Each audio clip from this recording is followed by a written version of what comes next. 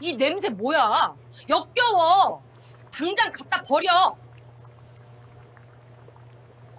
뉴욕 브루클린의 허름한 세탁소. 73세 한국인 할머니가 끓인 김치찌개를 두고 건물주가 내뱉은 말이었습니다. 남편은 세상을 떠났고 아들은 돈만 밝히는 페류나가 됐죠. 설상가상 건물주는 월세를 올리며 나가라고 협박했습니다. 하루아침에 쫓겨날 처지가 된 겁니다. 그런데 다음날 아침 할머니는 쓰레기통 옆에서 굶어 죽어가는 노숙자를 발견합니다. 자신도 내일 쫓겨날 처지였지만 할머니는 마지막 남은 김치와 쌀로 찌개를 끓여줬습니다. 냄새난다고 무시당한 바로 그 김치찌개를요. 노숙자는 한 숟갈 먹더니 펑펑 울었습니다. 며칠 뒤 건물주가 깡패들을 데리고 세탁소를 부수러 왔습니다. 바로 그때 검은 리무진들이 골목을 가득 메웠습니다. 양복 입은 사람들이 그 너덜너덜한 노숙자 앞에 허리를 90도로 숙였죠.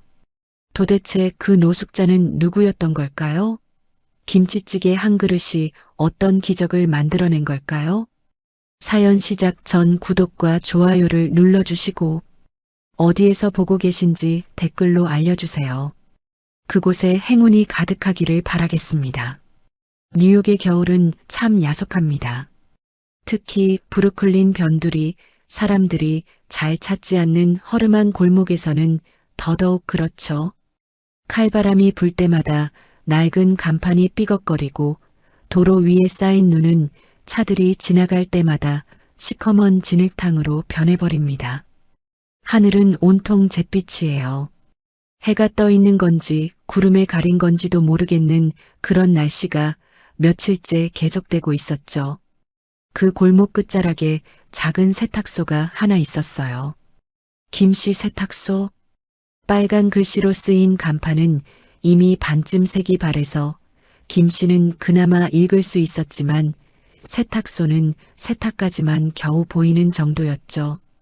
유리창에는 금이 가 있었고 문 앞 계단은 시멘트가 부서져서 걸을 때마다 조심해야 했어요. 문을 열면 삐걱 소리가 났고 닫을 때도 삐걱 소리가 났습니다. 이 작은 세탁소의 주인은 김말순 할머니였습니다. 올해 73. 한국에서 태어나 한국에서 늙어가다가 60이 넘어서 미국 땅을 처음 밟은 분이셨죠. 남편은 한국에서 이미 떠나보냈고 아들은 사업한다며 빚만 잔뜩 지고 연락도 없었어요. 미국에 있는 친척 하나 의지해서 건너왔는데 그 친척마저 2년 만에 세상을 떠났습니다. 갑작스러운 심장마비였죠. 아침에 멀쩡히 인사하고 나갔다가 저녁에는 싸늘한 죽음으로 돌아왔어요. 혼자 남겨진 말순 할머니가 할 수 있는 건 별로 없었어요. 영어는 몇 마디가 전부였고 가진 돈이라곤 친척이 남겨준 이 낡은 세탁소뿐이었죠. 다른 선택지가 없었습니다. 한국으로 돌아가고 싶어도 돌아갈 집이 없었어요. 고향 땅은 이미 재개발로 사라진 지 오래였고 남은 친척들은 연락이 끊긴 지 10년이 넘었습니다. 그래도 말순 할머니는 부지런했습니다. 새벽 5시면 어김없이 일어나 가게 앞을 쓸었어요. 아무리 눈이 와도 비가 와도 마찬가지였죠. 빗자루질을 하면서 할머니는 늘 혼잣말을 했습니다. 아이고, 한국이었으면 이 시간에 뜨끈한 국밥 한 그릇 먹었을 텐데. 그리움이었습니다. 한국의 새벽, 시장 골목에서 피어오르는 순대국 냄새, 뽀얗게 우러난 국물에 깍두기 송송 썰어 넣고 후루룩 마시던 그 맛, 포장마차에서 먹던 얼큰한 어묵 국물, 나무꼬치에 꿰n 어묵을 국물에 푹 담갔다가 호호 불어가며 먹던 기억, 추운 겨울이면 어머니가 끓여주시던 된장찌개, 뚝배기에 보글보글 끓는 찌개에 밥 한 숟갈 말아서 먹으면 온몸이 녹았었죠. 그 모든 것들이 이 이국 땅에서는 너무나 먼 기억이었어요. 미국 음식은 아무리 먹어도 적응이 안 됐습니다. 햄버거는 느끼하고 피자는 짜고 샐러드는 풀만 씹는 것 같았죠. 밥심으로 살아온 사람이 빵으로 끼니를 때우려니 늘 허전했어요. 배는 부른데 마음은 허전한 그런 이상한 느낌이 계속됐습니다. 그래서 말순 할머니는 가게 뒤편 작은 쪽방에서 몰래 한국 음식을 해 먹었습니다. 몰래라고 한 건 이유가 있었어요. 건물주가 음식 냄새를 극도로 싫어했거든요. 오늘따라 유난히 바람이 매서웠습니다. 할머니는 가게 문을 열고 밖을 내다봤어요. 손님이 올까 싶어서요. 하지만 거리는 텅 비어 있었습니다. 지나가는 사람 하나 없었어요. 에잇, 오늘은 김치찌개나 끓여볼까? 할머니는 쪽방 구석에 숨겨둔 작은 가스버너를 꺼냈습니다. 한국에서 공수해온 뚝배기도 있었죠. 작고 낡았지만 이 뚝배기로 찌개를 끓이면 그래도 한국 맛이 조금은 났어요. 냉장고를 열었습니다. 한국 마트에서 사온 김치가 반폭이 남아 있었어요. 플러싱까지 지하철 타고 1시간 반을 가서 사온 김치입니다. 비쌌어요. 한국에서는 몇천 원이면 살 수 있는 김치가 여기서는 2만 원이 넘었죠. 그래도 할머니는 한 달에 한 번씩 꼭 사왔습니다. 김치 없이는 못 살았거든요. 신김치였습니다. 톡 쏘는 냄새가 코끝을 찔렀죠. 할머니는 그 냄새를 맡으며 눈을 감았습니다. 우리 어머니가 담그시던 김치도 이 냄새였는데 어릴 적 기억이 떠올랐습니다. 전라도 시골 초가집 부엌에서 어머니가 배추를 절이시던 모습, 커다란 함지박에 배추를 켜켜이 쌓고 굵은 소금을 뿌리시던 손길, 고춧가루 버무리시던 빨간 손, 매워서 눈물이 났는데도 멈추지 않으시던 어머니, 항아리에 꾹꾹 눌러 담으시던 정성. 그래, 맛있게 끓여봐야지. 할머니는 김치를 도마 위에 올렸습니다. 송송송, 칼질 소리가 작은 쪽방에 울렸어요. 김치를 한 입 크기로 썰고 돼지고기 앞다리살도 적당히 잘랐습니다. 고기가 넉넉하진 않았지만 그래도 김치찌개에는 고기가 들어가야 제맛이죠. 뚝배기에 참기름을 두르고 김치를 먼저 볶았어요. 지글지글. 신김치가 기름에 볶아지면서 시큼한 냄새가 확 퍼졌습니다. 처음엔 날카로운 신내가 나다가 볶아지면서 점점 구수하게 변했어요. 거기에 돼지고기를 넣고 같이 볶으니 기름기가 김치에 스며들면서 색이 점점 진해졌습니다.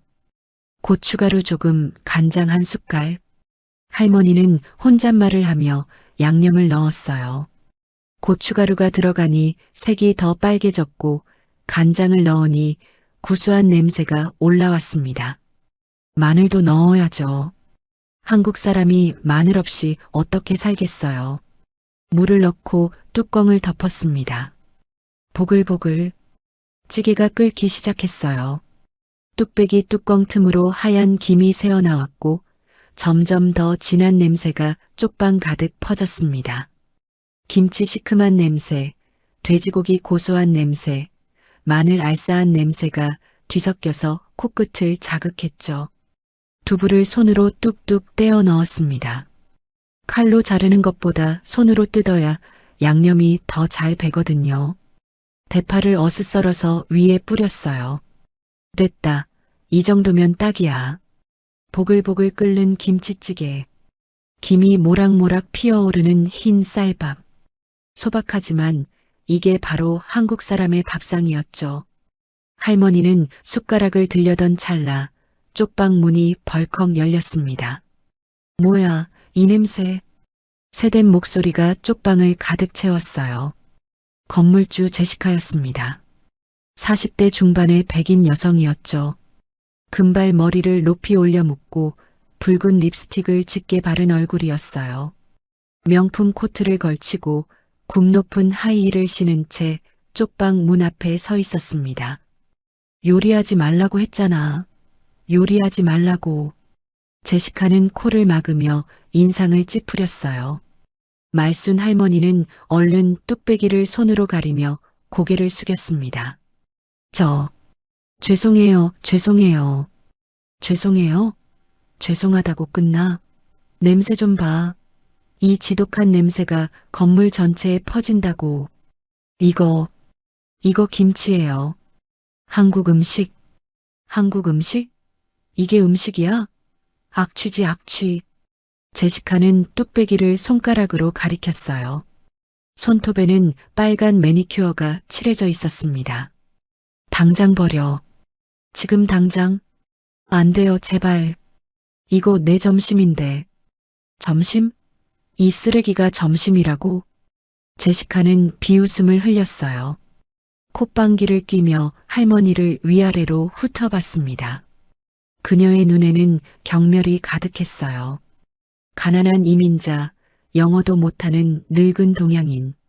그녀에게 말순 할머니는 그저 월세나 받아내야 할 대상이었죠. 잘 들어, 기말망구. 제시카가 한 발짝 앞으로 다가왔습니다. 하이힐 소리가 딱딱 울렸어요. 다음 달부터 월세 올릴 거야. 500달러. 500달러요? 말순 할머니는 눈이 휘둥그레졌어요. 지금도 월세 내기가 빠듯한데 500달러를 더 올린다고요? 안 돼요, 안 돼요. 너무 많아요. 저 그렇게 못 내요. 못 내? 그럼 나가. 제시카가 차갑게 말했습니다. 얼음장처럼 차가운 목소리였어요. 이 건물, 이 동네 전체가 재개발 들어가. 너 같은 구닥다리 세탁소는 필요 없어. 싫으면 나가. 제발요, 제시카 아가씨. 저 여기서 10년이나 살았어요. 할머니는 두 손을 모았습니다. 빌다시피 했어요. 10년? 그래서 뭐? 제시카는 콧방귀를 뀌었어요. 10년이면 뭐해? 돈이 없으면 나가야지. 이건 비즈니스야. 정 같은 거 없어. 그녀는 쪽방을 휘 둘러보았습니다. 낡은 침대, 헌 옷들이 걸린 옷걸이, 그리고 바닥에 놓인 조그만 밥상. 어휴, 이렇게 살면서 버티겠다고? 불쌍하긴 한데 어쩔 수 없어. 다음 달까지 월세 못 내면 당장 쫓아낼 거야. 알았어? 제시카는 하이힐 소리를 내며 쪽방을 나갔습니다. 탁, 탁, 탁. 그 소리가 점점 멀어지고 세탁소 문이 쾅 닫혔어요.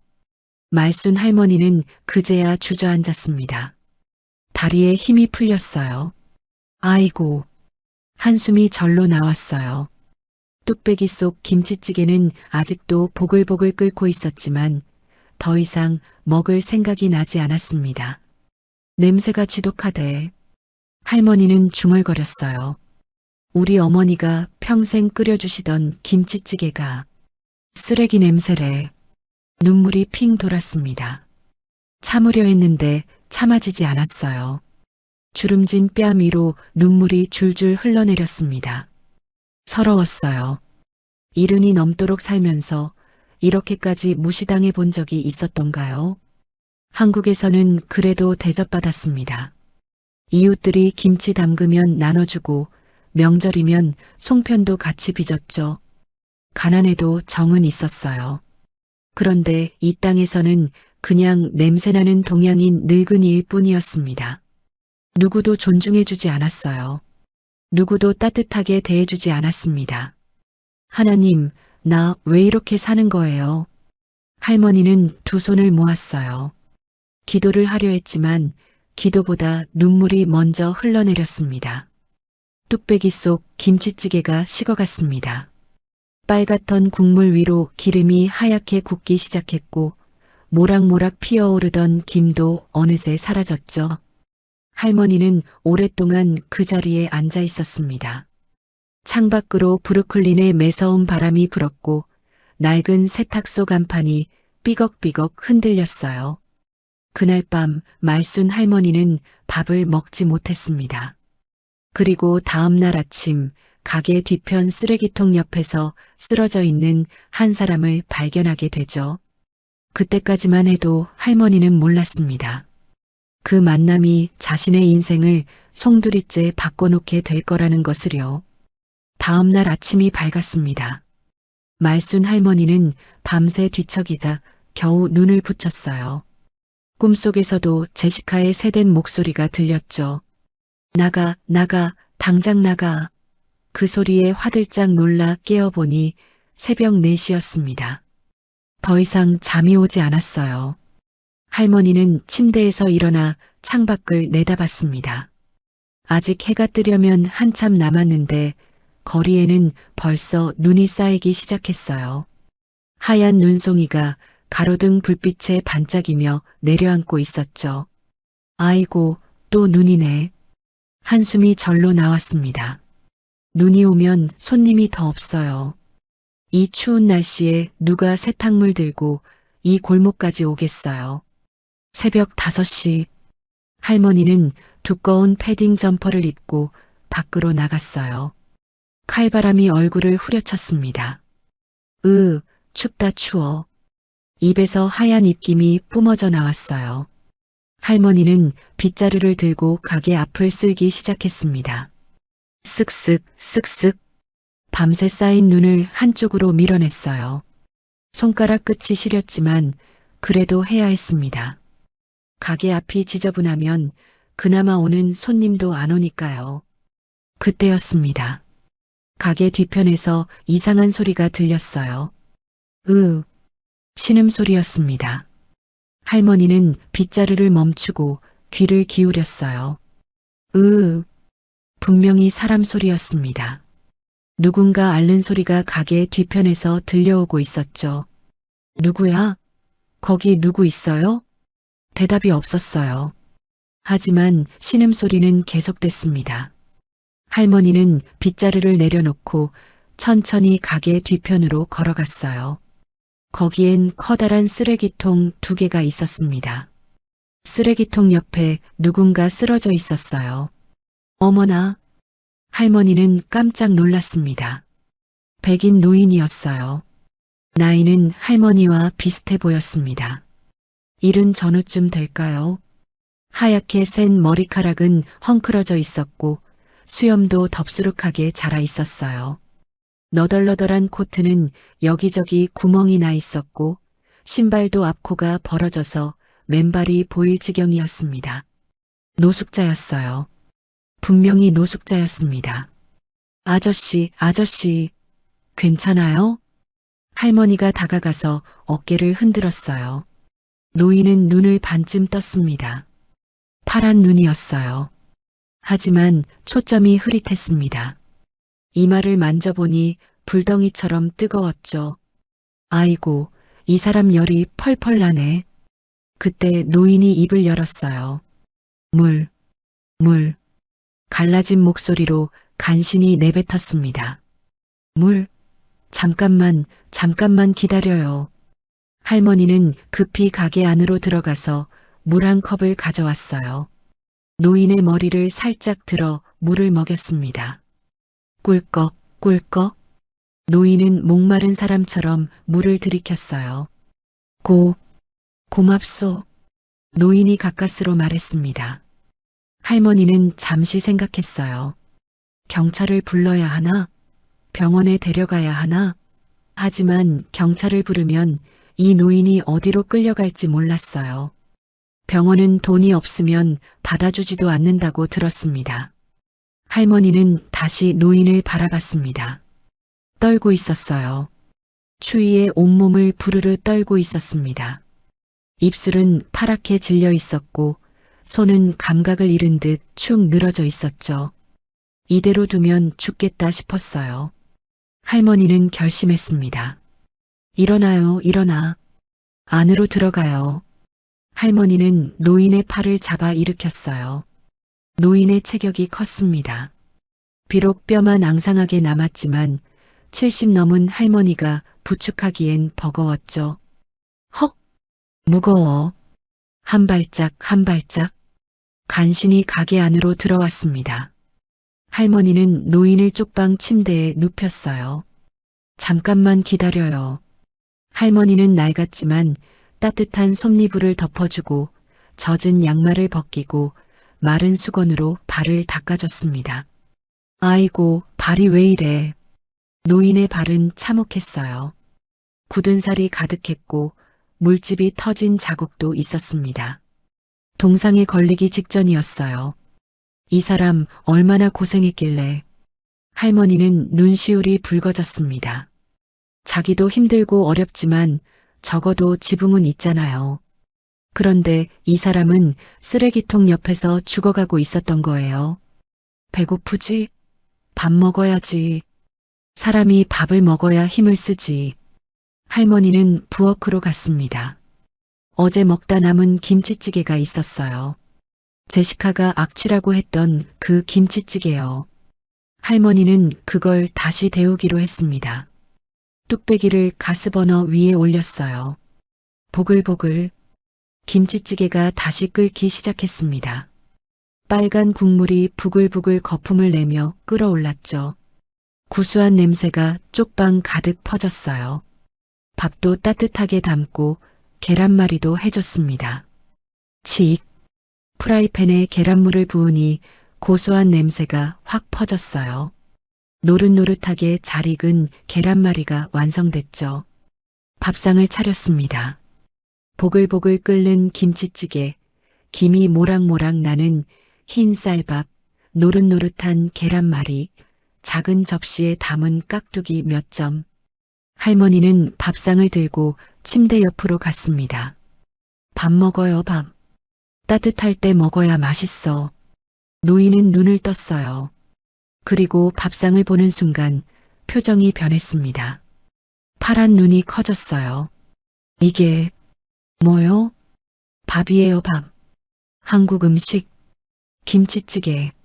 노인의 코가 실룩거렸습니다. 냄새를 맡은 거예요.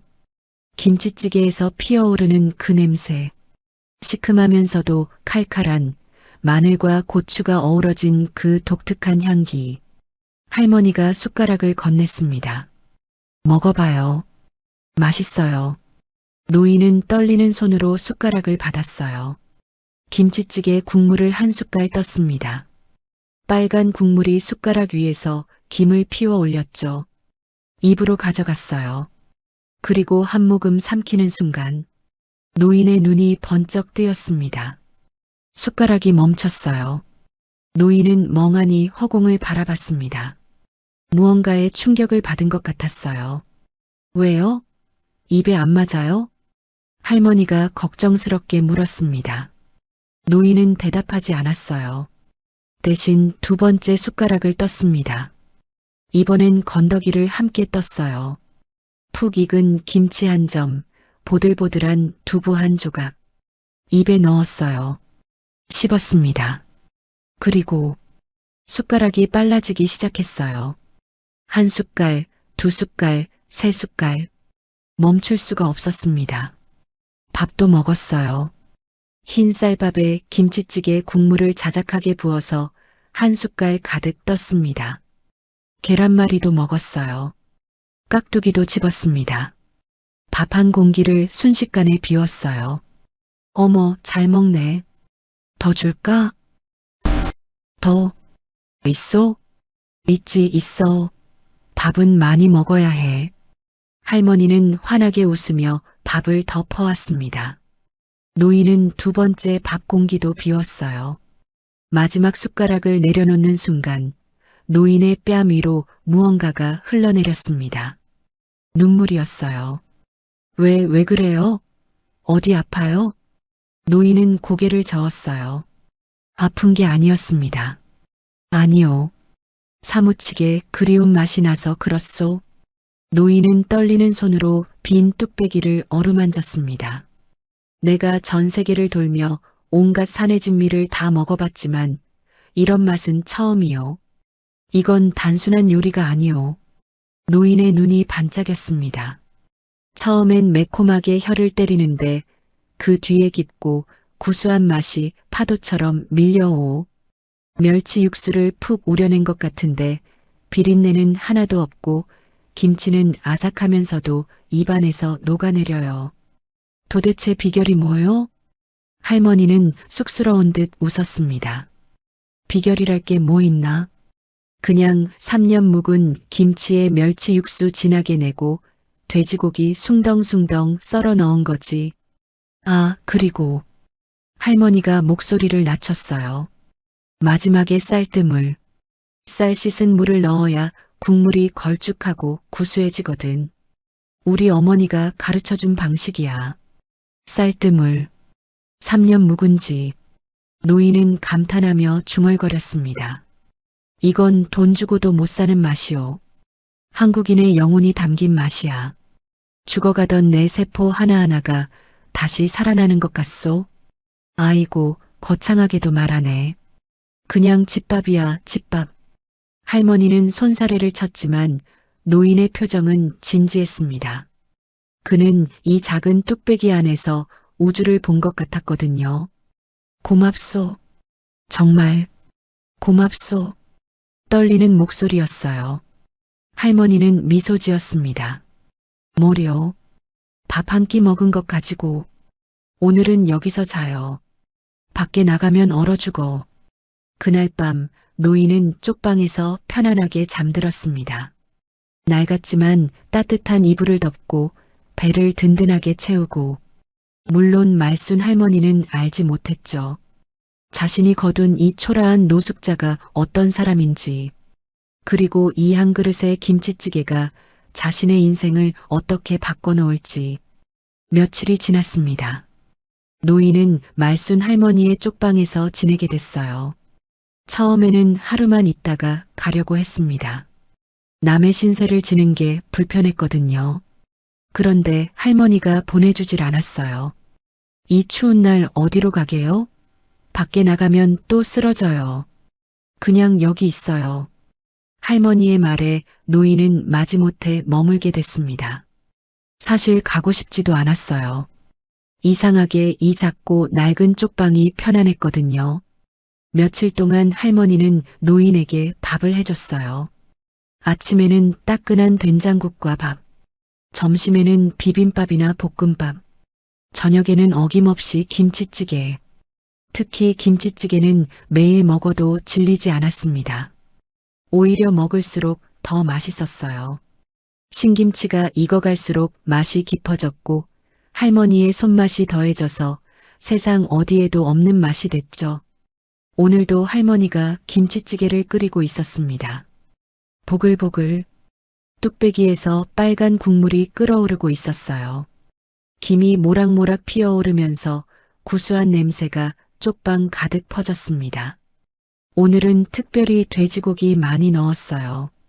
할머니가 뚝배기 뚜껑을 열며 말했습니다. 노인은 그 냄새를 맡으며 저도 모르게 침을 삼켰어요. 예전에는 아무리 좋은 음식을 먹어도 모래를 씹는 것 같았는데 이 할머니의 김치찌개만은 달랐습니다. 밥상이 차려졌어요. 보글보글 끓는 김치찌개, 흰 쌀밥, 계란말이, 깍두기.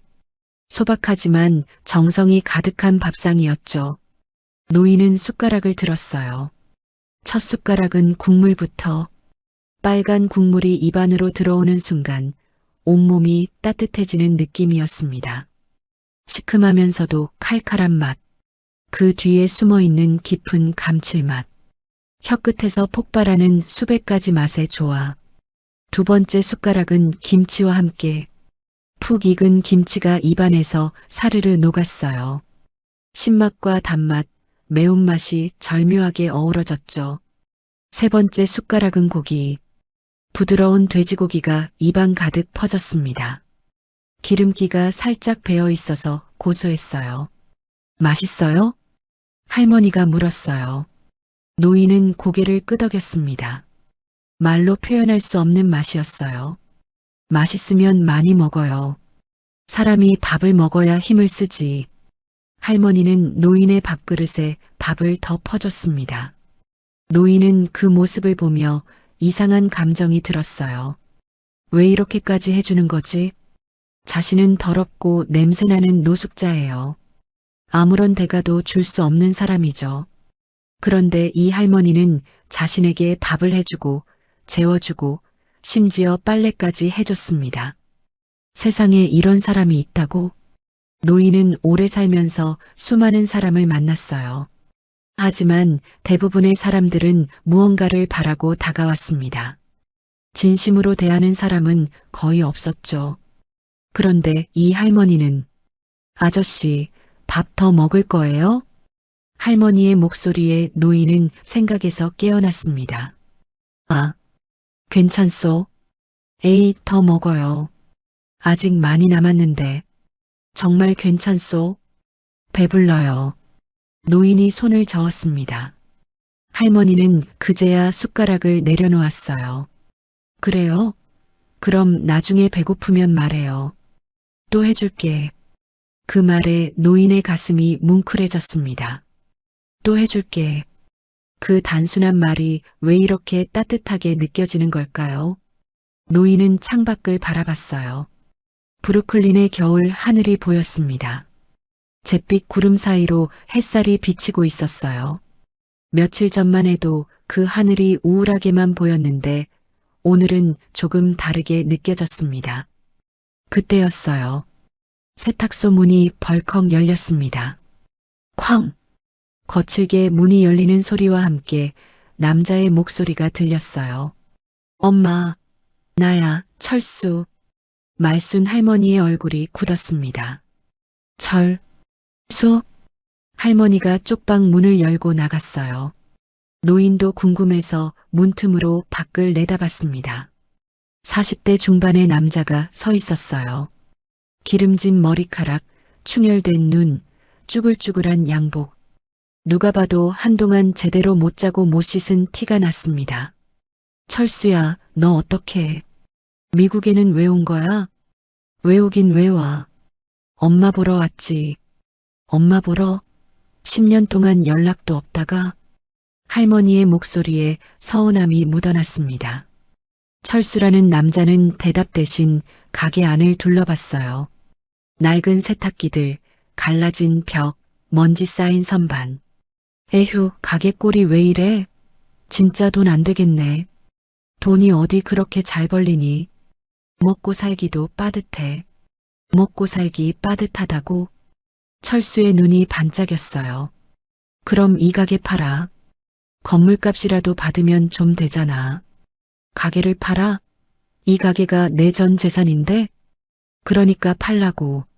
나 지금 급해. 한국에서 사업이 좀 꼬여서. 철수가 다가왔습니다. 그의 눈에는 절박함이 가득했어요. 얼마나 필요한데? 3억? 아니, 5억만 있으면 돼. 그 돈만 있으면 다시 일어설 수 있어. 5억? 미쳤냐? 내가 그 돈이 어디 있어? 할머니가 소리쳤어요. 가게 팔면 되잖아. 이 가게랑 건물 합치면 5억은 나올 거 아냐. 이 가게 팔면 나는 어디서 살라고. 그건 나중에 생각하면 되지. 지금 급한 게 먼저잖아. 철수가 할머니의 팔을 잡았습니다. 엄마, 나 이번에 진짜 큰일 났어. 도와줘. 아들 도와줘. 그 순간 철수의 눈에 쪽방 문틈으로 보이는 노인이 들어왔어요. 저 사람은 뭐야? 철수가 쪽방을 가리켰습니다. 아, 저 사람은 노숙자잖아. 엄마, 진짜 노망 났어? 저런 거지를 집에 들여? 철수가 성큼성큼 쪽방으로 다가갔어요. 문을 벌컥 열었습니다. 야, 이 노인네. 너 뭐야? 왜 남의 집에서 자고 있어? 노인은 대답하지 않았어요. 그냥 철수를 바라봤습니다. 뭘 봐, 이 거지 새끼야. 철수가 노인의 멱살을 잡았어요. 당장 나가. 꺼져. 철수야. 그만해. 할머니가 달려왔습니다. 저분은 내가 모신 손님이야. 손 못 놔? 손님?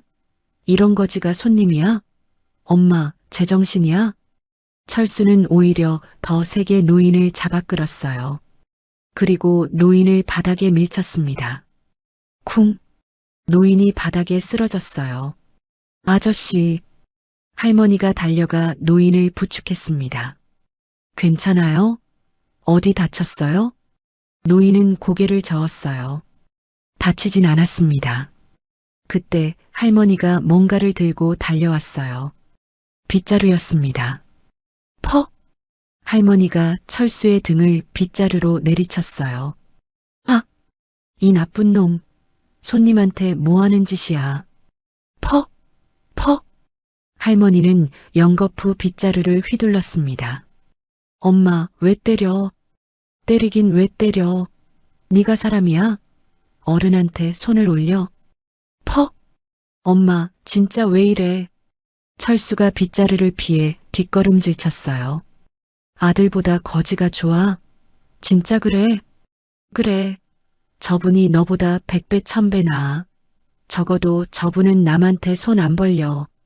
할머니의 눈에서 눈물이 흘러내렸습니다. 네가 내 아들이라는 게 창피해. 그렇게 키운 내가 잘못이지. 엄마. 철수의 얼굴이 굳었어요. 알았어, 알았다고. 오늘은 간다. 근데 엄마, 두고 봐. 나 이렇게 안 끝나. 철수는 그 말을 남기고 세탁소를 나갔습니다. 문이 쾅 닫혔어요. 할머니는 빗자루를 놓고 그 자리에 주저앉았습니다. 아이고, 아이고. 할머니의 어깨가 들썩였어요. 울고 있었습니다. 노인은 그 모습을 바라봤습니다. 가슴이 아팠어요. 할머니, 괜찮소? 할머니는 눈물을 훔치며 고개를 들었어요. 미안해요, 아저씨. 보기 안 좋은 꼴 보여드려서. 아니요. 괜찮소. 우리 철수가 원래 저렇지 않았는데. 돈 때문에 사람이 저렇게 변하네요. 할머니는 한숨을 쉬었어요. 그래도 내 자식인데. 미워할 수가 없어요. 밉지만 또 걱정되고. 노인은 조용히 듣고 있었어요. 아저씨는 자식 있어요? 갑작스러운 질문이었습니다. 노인은 잠시 망설이다 고개를 끄덕였어요. 있어. 둘. 그래요? 연락은 해요? 안 하오. 왜요? 노인은 대답하지 않았습니다. 대신 창밖을 바라봤죠. 그쪽도 사정이 있구나. 할머니는 더 묻지 않았어요. 가서 쉬어요, 아저씨. 저녁에 맛있는 거 해줄게. 할머니는 일어서서 다시 부엌으로 갔습니다. 아무 일도 없었다는 듯이 저녁 준비를 시작했어요. 노인은 그 모습을 보며 생각했습니다. 강한 사람이구나. 아들에게 상처받고 눈물 흘리고 그래도 다시 일어서는 할머니. 노인은 품 안에 있는 낡은 폴더폰을 만졌어요. 아직은 때가 아니었습니다. 조금만 더 지켜보기로 했죠. 철수는 떠나지 않았습니다. 세탁소 근처 싸구려 모텔에 방을 잡고 매일같이 찾아왔어요. 목적은 하나였죠. 어머니에게서 돈을 뜯어내는 것. 그로부터 며칠이 지났습니다. 오늘도 철수가 세탁소 문을 열고 들어왔어요. 할머니는 다림질을 하고 있었습니다. 뜨거운 다리미가 셔츠 위를 지나갈 때마다 치익 소리가 났죠. 엄마, 제발 좀 생각해봐. 철수가 또 그 말을 꺼냈습니다. 생각할 거 없어. 안 된다니까. 할머니는 다림질을 멈추지 않고 대답했어요. 며칠째 같은 대화가 반복되고 있었습니다. 철수는 어머니 앞에 서서 한숨을 내쉬었어요. 포기할 수는 없었습니다. 한국에서 빌린 돈을 갚지 못하면 정말 큰일 나거든요. 엄마, 나 진짜 급하다고. 이번에 돈 못 갚으면 나 죽어. 그럼 죽어라. 내가 뭘 어쩌겠니? 할머니의 목소리는 냉정했습니다. 엄마, 소리 질러봤자 소용없어. 할머니는 다림질을 멈추고 철수를 똑바로 바라봤어요. 눈빛이 차가웠습니다. 10년 동안 연락도 없다가 돈 달라고만 하면 누가 주고 싶겠니? 엄마 걱정은 해봤어? 아버지 제삿날도 모르는 놈이. 그 말에 철수는 움찔했어요. 하지만 지금은 그런 잔소리를 들을 때가 아니었습니다. 돈이 급했으니까요. 엄마, 옛날 얘기하려는 거 아니잖아. 나 지금 진짜 급하다고. 나도 안다. 내가 한국에서 사기치고 도망 온 거. 철수의 얼굴이 하얘졌습니다. 사기라니. 그게 아니라. 아니긴 뭐가 아니야. 내 사촌한테 다 들었어. 남의 돈 떼먹고 도망쳤다며? 그건 오해야. 사업이 좀 꼬여서. 됐어. 변명 듣기 싫어. 그냥 가. 할머니는 다시 다림질을 시작했습니다. 더 이상 대화할 생각이 없다는 뜻이었죠. 철수는 입술을 깨물었어요. 이렇게는 안 되겠다 싶었습니다. 다른 방법을 써야 했어요. 엄마가 그렇게 나오면 나도 생각이 있어. 뭐? 생각이 있어? 이 가게 내 동의 없이 못 팔아. 나도 상속권이 있다고. 할머니가 다리미를 내려놓았습니다. 뭐라고? 아버지 돌아가시고 이 가게 엄마 명의로 바뀌었지만 원래는 아버지 거였잖아. 법적으로 따지면 나한테도 권리가 있어. 철수의 말에 할머니의 손이 부들부들 떨렸어요. 아버지가 피땀 흘려서 마련한 가게인데 손가락 하나 까딱 안 한 놈이 권리를 주장하다니요. 이 자식이 싫으면 그냥 돈 줘. 5억만 주면 아무것도 안 건드릴게. 이 나쁜 놈. 할머니가 손을 들어 올렸어요. 철수의 뺨을 때리려는 순간 철수가 할머니의 손목을 잡았습니다.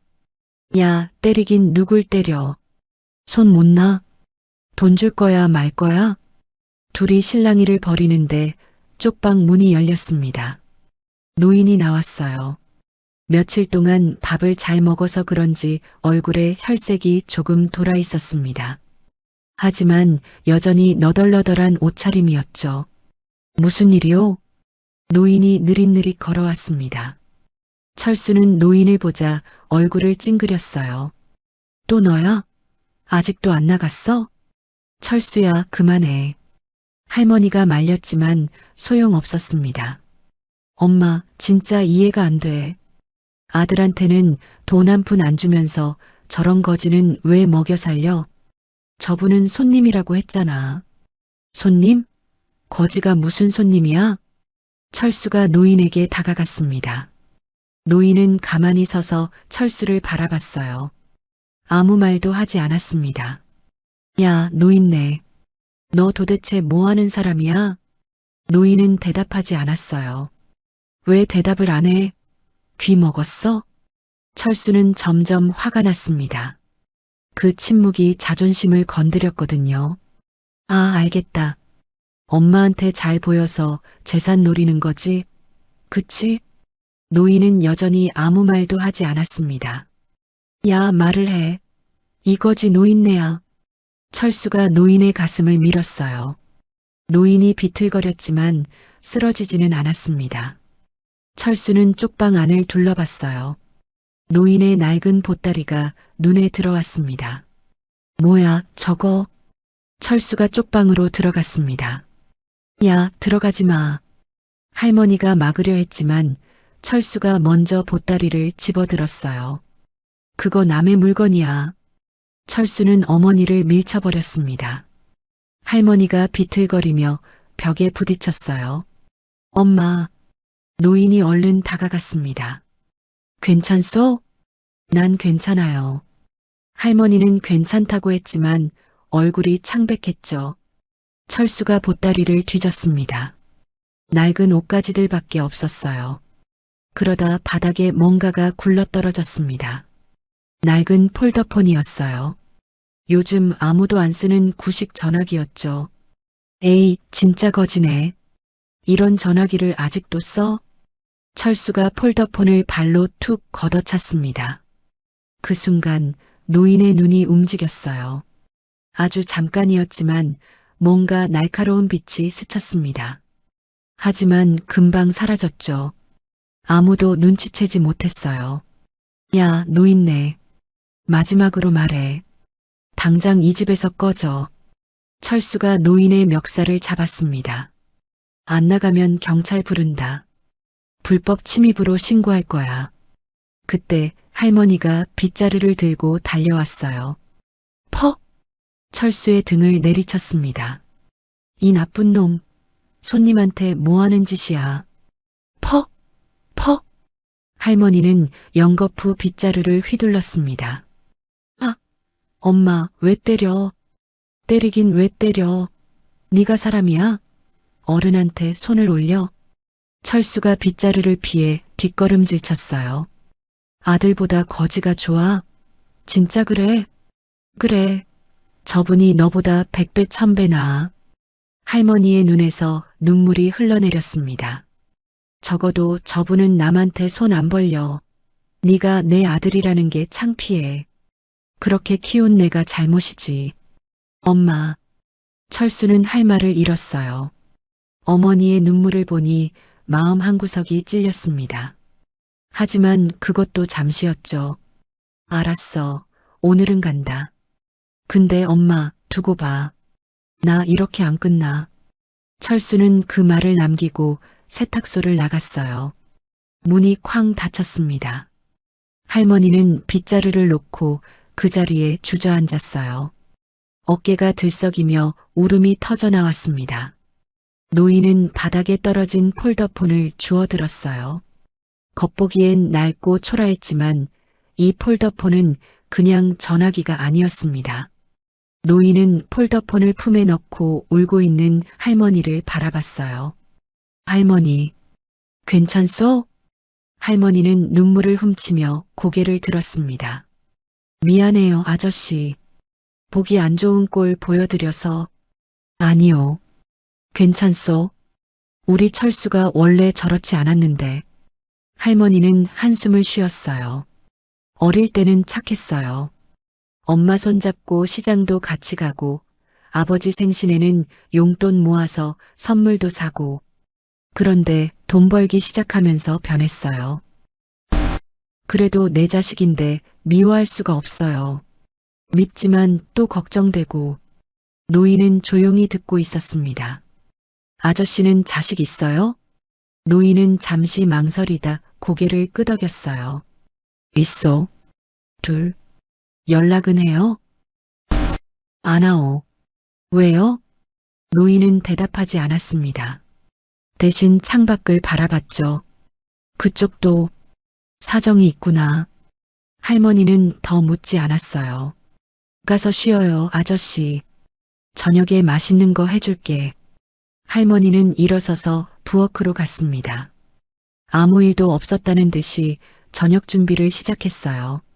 눈물 자국이 채 마르지도 않은 얼굴로요. 노인은 그 뒷모습을 바라봤습니다. 아들에게 상처받고 눈물 흘리고 그래도 다시 일어서는 할머니. 노인은 품 안에 폴더폰을 만졌어요. 조금만 더 지켜보자. 노인의 눈빛이 깊어졌습니다. 며칠 후 아침이었습니다. 말순 할머니는 평소처럼 새벽 5시에 일어났어요. 가게 앞을 쓸고 세탁기를 돌리고 손님 맞을 준비를 했죠. 오늘따라 날씨가 좋았습니다. 며칠 동안 내리던 눈이 그치고 맑은 햇살이 창문으로 들어왔어요. 노인도 일어나 할머니를 도왔습니다. 빨래를 나르고 무거운 세탁물 바구니를 옮기고. 늙은 몸이었지만 가만히 앉아만 있기가 미안했거든요. 할머니가 자신에게 베푼 은혜를 생각하면 이 정도는 당연했습니다. 아저씨, 무리하지 말아요. 아직 몸이 안 좋잖아. 괜찮소? 이 정도는 할 수 있소. 할머니는 노인을 보며 미소 지었어요. 누가 봐도 거지였지만 일하는 모습만큼은 성실했습니다. 묵묵히 군소리 없이 시키지 않아도 알아서 움직였죠. 세탁물을 정리하고 바닥을 쓸고 무거운 것은 먼저 들어주었어요. 오전 10시쯤이었습니다. 손님 한 명이 세탁물을 찾으러 왔어요. 할머니가 세탁물을 건네주고 계산을 하는데 밖에서 시끄러운 소리가 들렸습니다. 쿵, 쿵, 쿵. 무거운 발소리가 여러 개 들렸어요.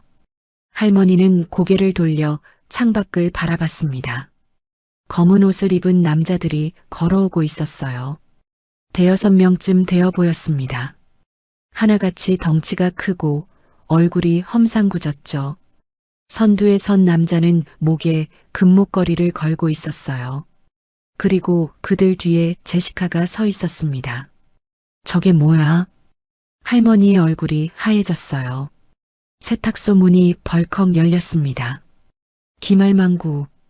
제시카가 하이힐 소리를 내며 들어왔어요. 뒤따라 검은 옷의 남자들도 우르르 들어왔죠. 좁은 세탁소가 순식간에 가득 찼습니다.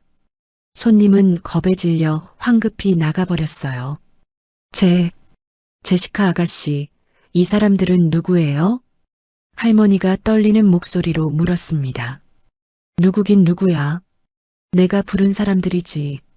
제시카가 비웃었어요. 입꼬리가 올라가며 차가운 미소를 지었습니다. 내가 경고했잖아. 이번 달까지 월세 못 내면 쫓아낸다고. 아직 이번 달 안 끝났잖아요. 며칠 더 있으면. 며칠?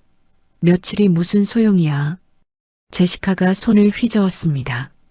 귀찮다는 듯이요. 난 기다리기 싫어. 오늘 당장 나가. 오늘 당장이라니요. 그건 너무 뭐?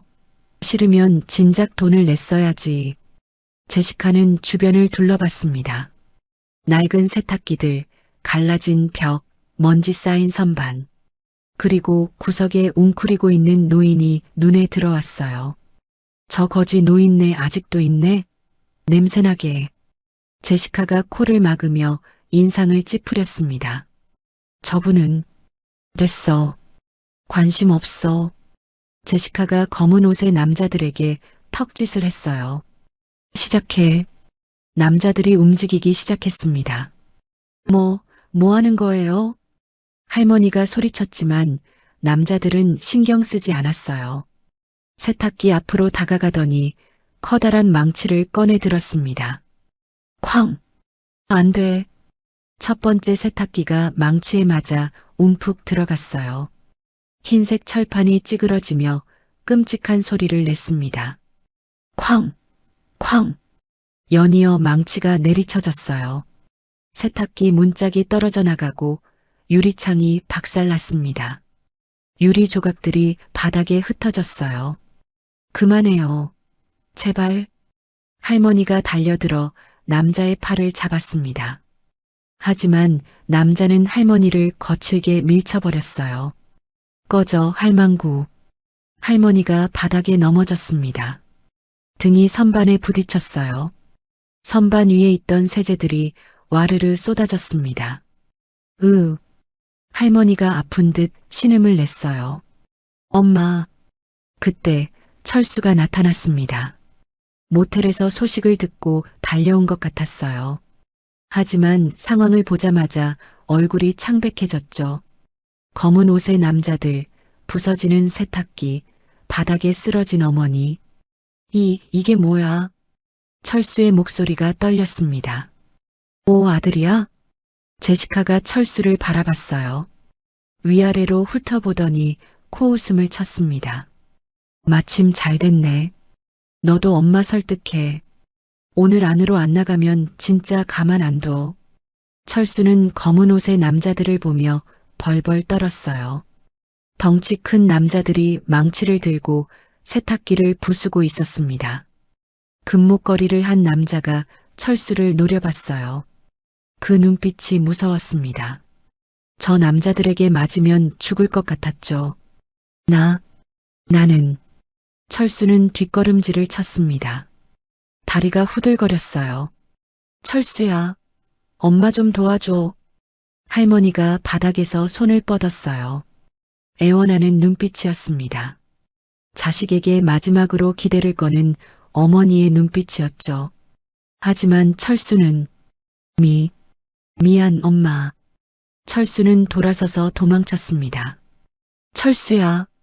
할머니의 절규가 울렸지만 철수는 멈추지 않았어요.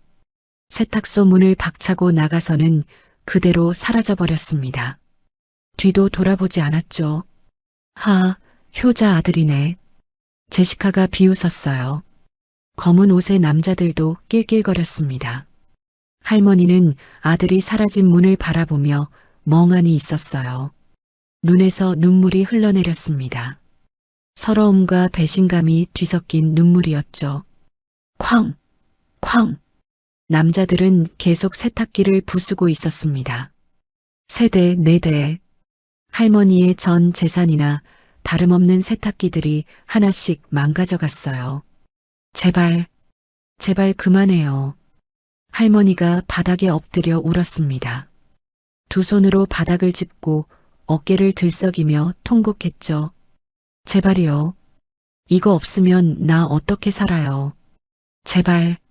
하지만 아무도 할머니의 말을 듣지 않았어요. 쾅! 마지막 세탁기가 부서졌습니다. 세탁소 안은 엉망이 됐어요. 부서진 세탁기 잔에 깨진 유리, 흩어진 세제. 10년 동안 할머니가 일궈온 모든 것이 순식간에 무너져 내렸습니다. 자, 이제 짐 싸서 나가. 제시카가 할머니를 내려다보며 말했어요. 내일까지 안 나가면 아예 불 질러버릴 거야. 알았어? 제시카는 하이힐 소리를 내며 세탁소를 나갔습니다. 검은 옷의 남자들도 뒤따랐죠. 금목걸이 남자가 나가면서 할머니를 발로 툭 찼어요. 재수 없어. 문이 닫혔습니다. 세탁소 안에는 할머니의 울음소리만 남았어요. 아이고, 아이고. 할머니는 바닥에 엎드린 채 통곡했습니다. 온몸이 떨렸어요. 지금까지 살면서 이렇게 무력한 적이 있었던가요? 아무것도 할 수 없었습니다. 그냥 울 수밖에 없었어요. 노인은 쪽방 구석에 웅크리고 앉아 그 광경을 지켜보고 있었습니다. 처음에는 나가려 했어요. 하지만 저 덩치 큰 남자들을 상대로 할 수 있는 게 없었습니다. 적어도 지금 모습으로는요. 그래서 구석에 숨어 있었죠. 하지만 노인의 눈은 모든 것을 보고 있었습니다. 할머니를 밀치는 남자들, 도망치는 아들, 비웃는 제시카, 그리고 바닥에 엎드려 우는 할머니. 노인의 주먹이 꽉 쥐어졌어요. 분노가 치밀었습니다. 이 선한 할머니가 무슨 잘못을 했다고. 평생 성실하게 살아온 사람이, 남에게 밥 한 끼 베풀 줄 아는 따뜻한 사람이 왜 이런 취급을 받아야 하는 건가요? 노인의 손이 품 안으로 들어갔어요. 낡은 폴더폰을 만졌습니다. 때가 됐구나. 노인은 천천히 일어섰습니다. 아무도 노인을 신경 쓰지 않았어요. 다들 떠났고 할머니는 울고 있었으니까요.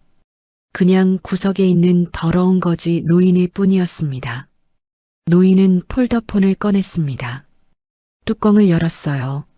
낡은 액정에 불이 들어왔습니다. 버튼 하나를 눌렀어요. 신호음이 2번 울렸습니다. 그리고 전화가 연결됐어요. 나야. 노인이 짧게 말했습니다. 전화기 너머로 다급한 목소리가 들렸어요. 회장님, 어디 계십니까? 한 달 동안 찾고 있었습니다. 노인은 대답하지 않았습니다. 대신 짧게 명령했어요. 준비한 거 지금 실행해. 네, 지금 말씀이십니까? 그래, 지금 당장. 알겠습니다, 회장님. 즉시 실행하겠습니다. 전화가 끊어졌습니다. 노인은 폴더폰을 접어 품에 넣었어요. 그리고 창밖을 바라봤습니다. 노인의 눈빛이 완전히 달라져 있었어요. 구석에서 웅크리고 있던 불쌍한 노숙자의 눈빛이 아니었습니다. 수천 명의 직원을 거느린 절대 권력자의 눈빛이었죠. 할머니는 여전히 바닥에 엎드려 울고 있었어요. 자신의 인생이 무너져 내리는 것을 지켜본 사람의 절망적인 울음이었습니다. 노인은 할머니에게 다가갔어요. 그리고 조용히 말했습니다. 할머니. 할머니가 고개를 들었어요. 눈물 범벅인 얼굴이었습니다. 아저씨, 조금만 기다리오. 노인의 목소리가 달랐어요. 전에 들었던 힘없는 목소리가 아니었습니다. 어딘가 단단하고 확신에 찬 목소리였죠. 내가 다 해결해 줄 테니까. 할머니는 무슨 말인지 이해하지 못했어요. 이 가난한 노숙자가 뭘 해결해 준다는 거지? 하지만 노인의 눈빛이 왠지 모르게 믿음이 갔습니다. 노인은 창밖을 바라봤어요. 멀리서 뭔가 날아오는 소리가 들렸습니다. 두두두두두. 헬리콥터 소리였어요. 두두두두두. 헬리콥터 소리가 점점 가까워졌습니다. 할머니는 눈물을 훔치며 창밖을 바라봤어요. 무슨 일인지 영문을 몰랐습니다. 이 허름한 브루클린 골목에 헬리콥터가 올 일이 뭐가 있겠어요? 아저씨, 저 소리가 뭐예요? 할머니가 노인에게 물었습니다. 노인은 대답하지 않았어요. 그냥 창밖을 바라보며 서 있었죠. 입꼬리가 살짝 올라가 있었습니다. 두두두두두. 소리가 더 커졌어요. 세탁소 유리창이 덜덜 떨렸습니다. 바깥 거리에서 사람들이 웅성거리는 소리가 들렸어요. 다들 하늘을 올려다보고 있었죠. 그리고 골목 입구에 검은 차들이 나타나기 시작했습니다. 한 대, 두 대, 세 대. 리무진이었어요. 길고 검은 리무진들이 줄지어 골목으로 들어왔습니다.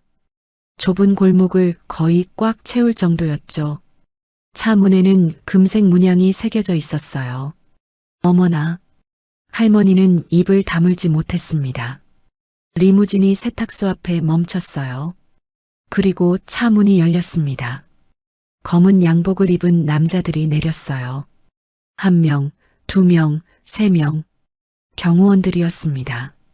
하나같이 체격이 좋고 표정이 근엄했어요. 귀에는 이어피스를 꽂고 있었죠. 영화에서나 보던 그런 경호원들이었습니다. 경호원들은 세탁소 앞에 도열했어요. 양쪽으로 줄을 서서 누군가를 기다리는 것 같았습니다. 이게 무슨 일이야?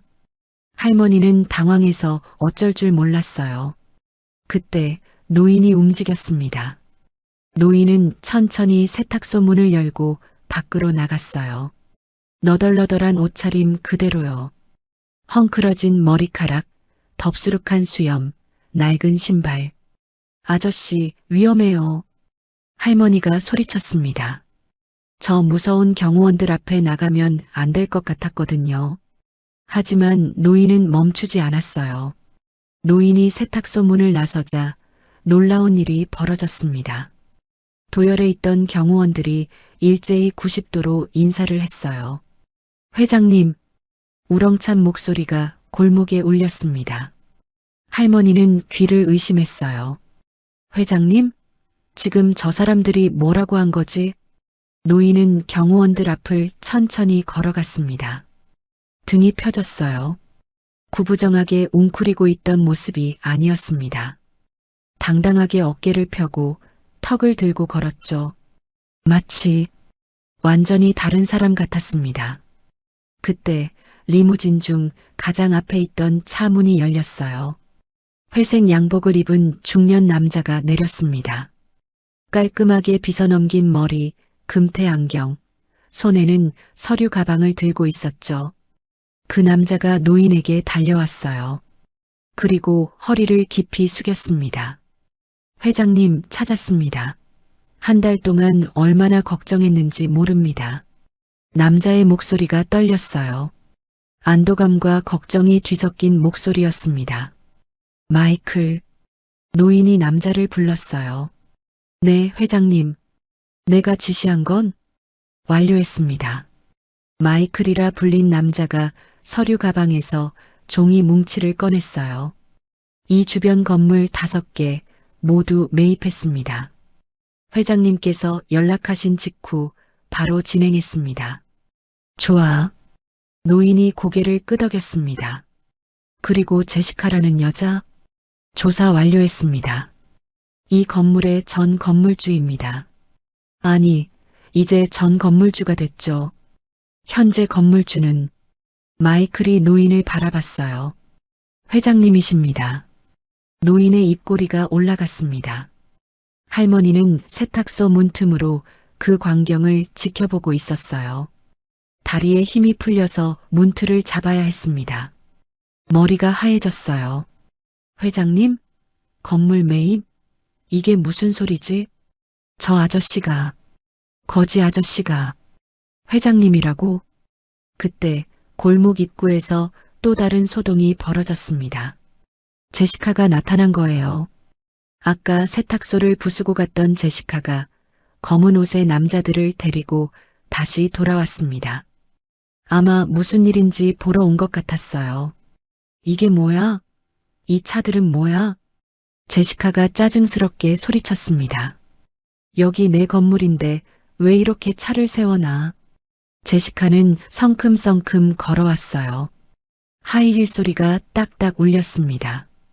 경호원들 앞에 서서 손가락질을 했죠. 당장 치워. 안 그러면 경찰 부른다. 경호원들은 미동도 하지 않았어요. 그냥 제시카를 내려다볼 뿐이었습니다. 뭐야, 왜 대답을 안 해? 제시카가 화를 냈어요. 그때 제시카의 눈에 노인이 보였습니다. 저거지 노인네잖아. 제시카가 노인을 알아봤어요. 뭐야, 이 사람들이 너 때문에 온 거야? 내가 뭔데? 제시카가 노인에게 다가갔습니다. 여전히 거들먹거리는 태도였죠. 아무리 아는 사람 있어도 소용없어. 여긴 내 건물이야. 내 허락 없이는 아무도. 내 건물? 노인이 처음으로 입을 열었습니다. 목소리가 달랐어요. 전에 들었던 힘없는 노인의 목소리가 아니었습니다. 낮고 깊고 위험이 넘치는 목소리였죠. 제시카는 움찔했어요. 이상하게 위압감을 느꼈습니다. 왜 그렇게 봐? 내 건물이라고 했나? 노인이 천천히 제시카에게 다가갔습니다. 아까까지는 그랬을지 몰라. 하지만 지금은 노인이 손을 들었어요. 마이클이 서류를 건넸습니다. 노인이 그 서류를 제시카 앞에 펼쳐 보였죠. 이 건물 주인은 나야. 제시카의 얼굴이 창백해졌습니다. 뭐라고? 이 건물뿐만이 아니야. 노인이 서류를 넘겼어요. 이 골목 전체, 아니, 이 블록 전체가 이제 내 거야. 그게 무슨, 마이클. 네, 회장님. 이 여자가 누군지 설명해줘. 마이클이 앞으로 나섰습니다. 금태 안경을 고쳤으며 제시카를 바라봤어요. 제시카 밀러 씨. 이 건물의 전 건물주였으나 30분 전 건물 소유권이 JW 인베스트먼트로 이전됐습니다. 더 이상 이 건물에 대한 권리가 없으십니다. JW 인베스트먼트? 그게 뭔데? 제시카가 소리쳤어요. 세계 최대 투자 회사 중 하나입니다. 그리고 이분은 마이클이 노인을 가리켰습니다. JW 인베스트먼트의 창립자이자 회장, 제임스 윌슨 회장님이십니다. 제시카의 눈이 휘둥그레졌습니다. 제임스 윌슨? 그 이름은 제시카도 들어본 적이 있었어요. 월가의 전설, 미국에서 손꼽히는 부자, 포브스 선정 억만장자 순위에 항상 이름이 오르는 사람. 거짓말. 제시카가 뒷걸음질 쳤어요. 거짓말이야. 제임스 윌슨이 왜 이런 데 있어. 그리고 저렇게 더러운 모습으로.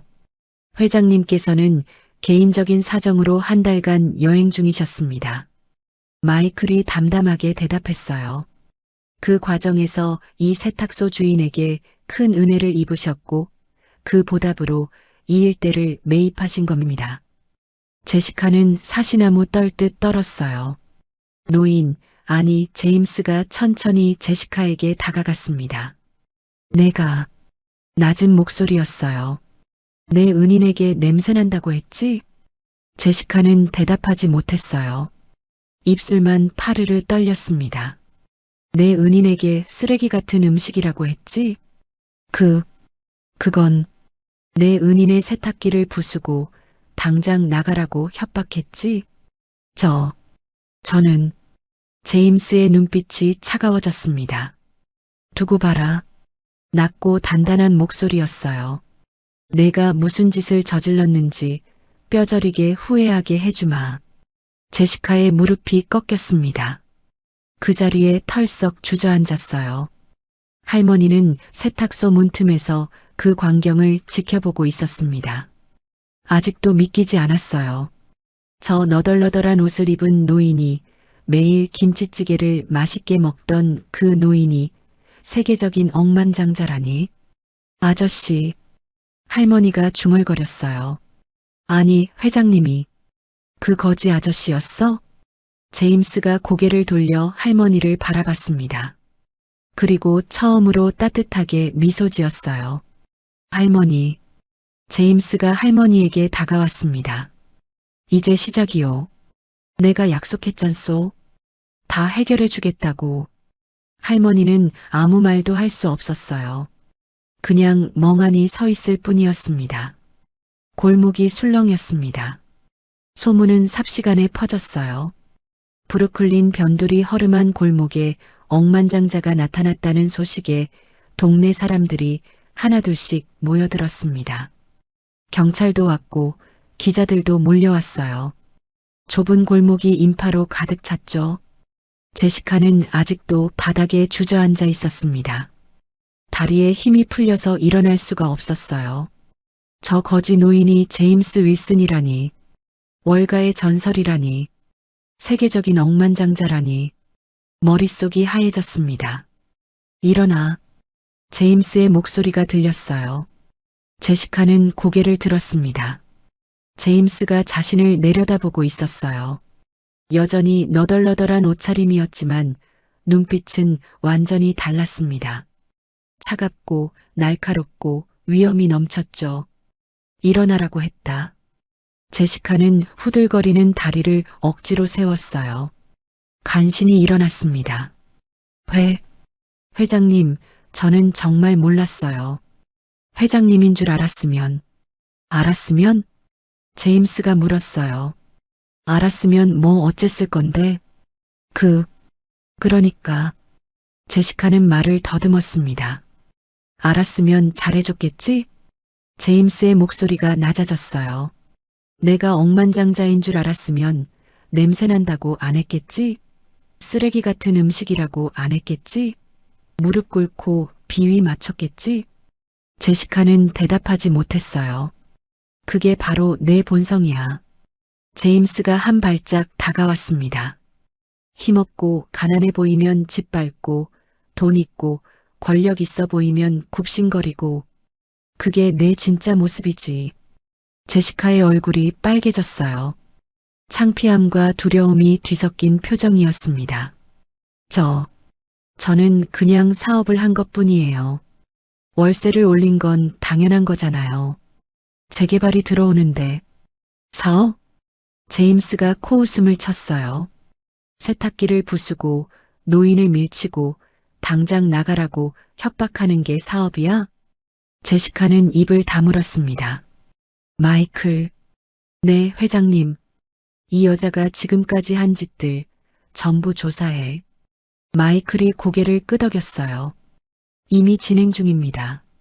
초기 조사 결과 제시카 밀러는 지난 5년간 이 지역에서 불법 퇴거 15건, 재산 파손 8건, 협박 및 폭행 관련 신고 23건이 있습니다. 23건? 제임스의 눈이 가늘어졌어요. 대부분 이민자들을 대상으로 했습니다. 영어가 서툰 노인들, 법을 모르는 사람들을 노렸죠. 신고를 해도 제대로 처리되지 않았고요. 그렇군. 제임스가 고개를 끄덕였습니다. 변호사팀 꾸려. 피해자들 전원 찾아서 소송 준비해. 알겠습니다. 그리고 제임스가 제시카를 바라봤어요. 이 여자 사업체 전부 조사해. 탈세, 불법 고용, 뭐든 있을 거야. 하나도 빠짐없이 찾아내. 네, 회장님. 제시카의 얼굴이 하얘졌어요. 그건 너무 하시는 거 아니에요? 저도 먹고 살아야. 먹고 살아야?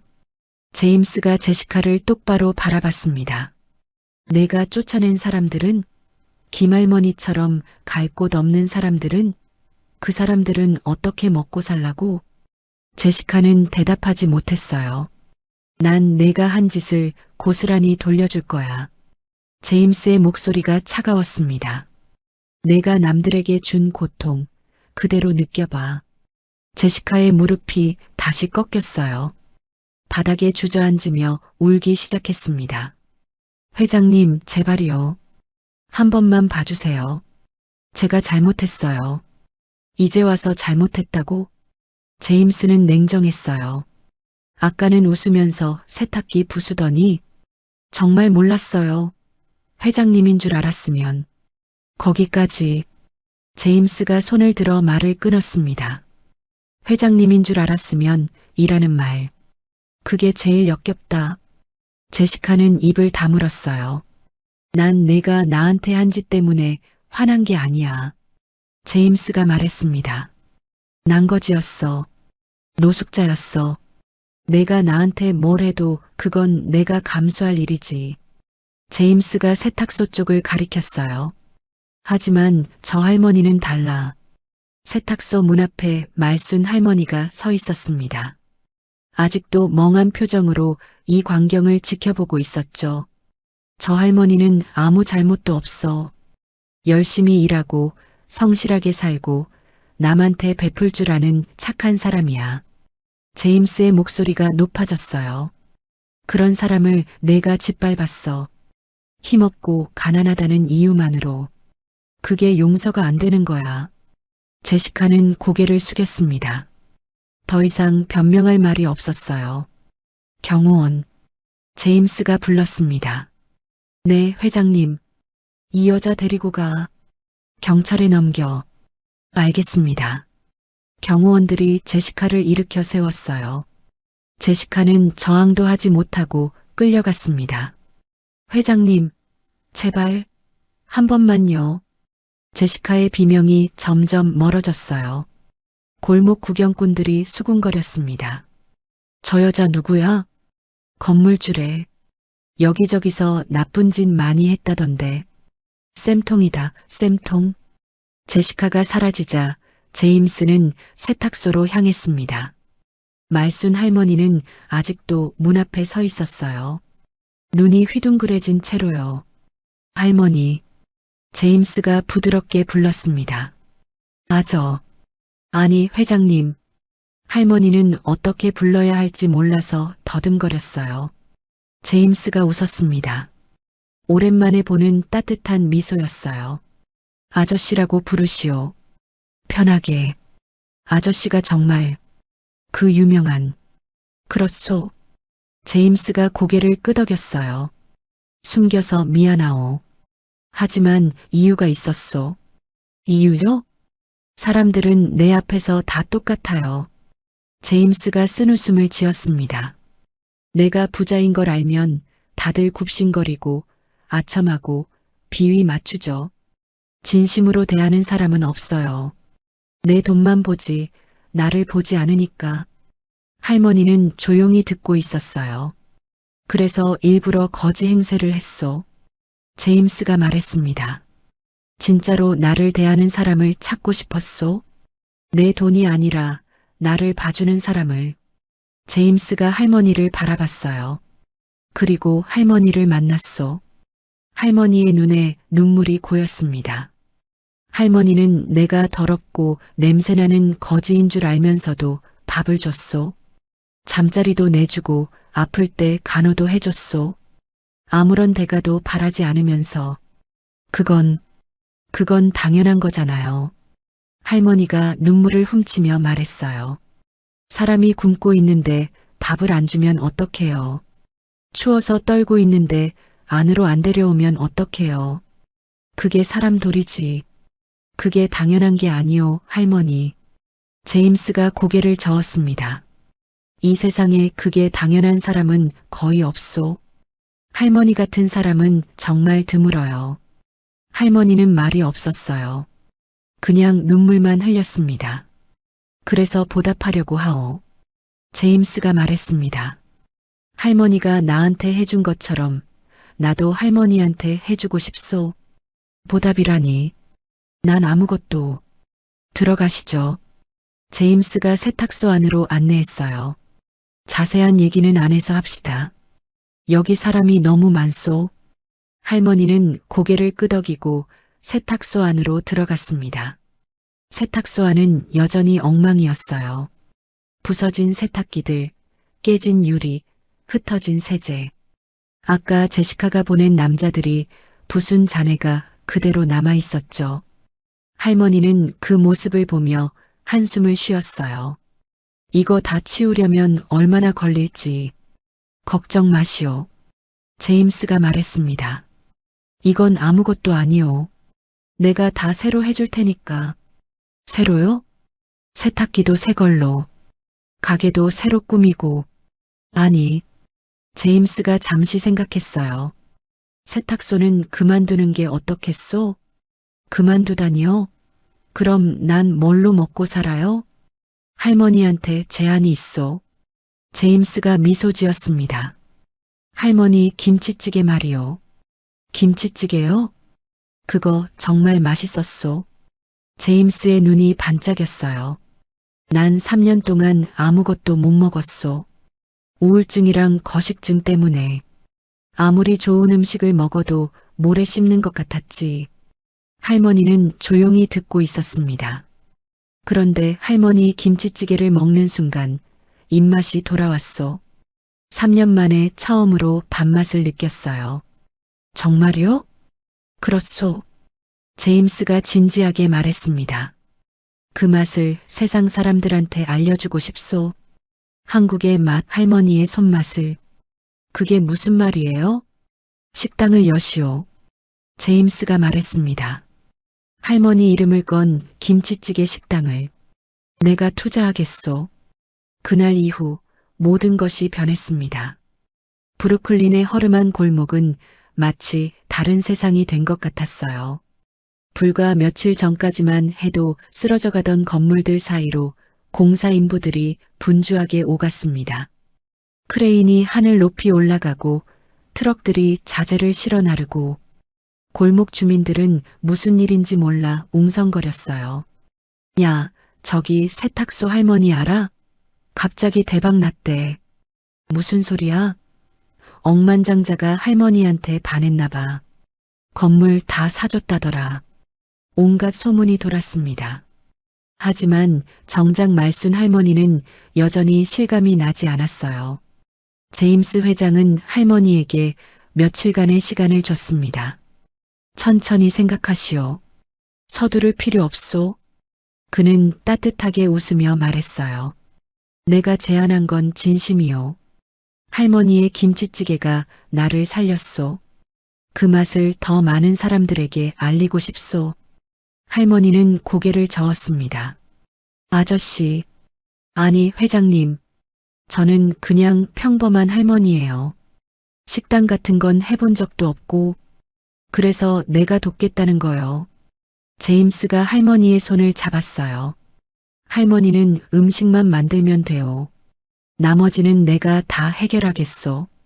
최고의 인테리어, 최고의 직원, 최고의 홍보. 할머니는 그냥 지금처럼 정성껏 음식만 만들면 돼요. 할머니는 한참 동안 아무 말도 하지 못했습니다. 73년 인생에서 이런 일은 처음이었어요. 남편이 세상을 떠난 후 홀로 세탁소를 지키며 하루하루 버텨온 세월. 아들에게 배신당하고 세상에게 무시당하고 그래도 꿋꿋이 살아온 날들.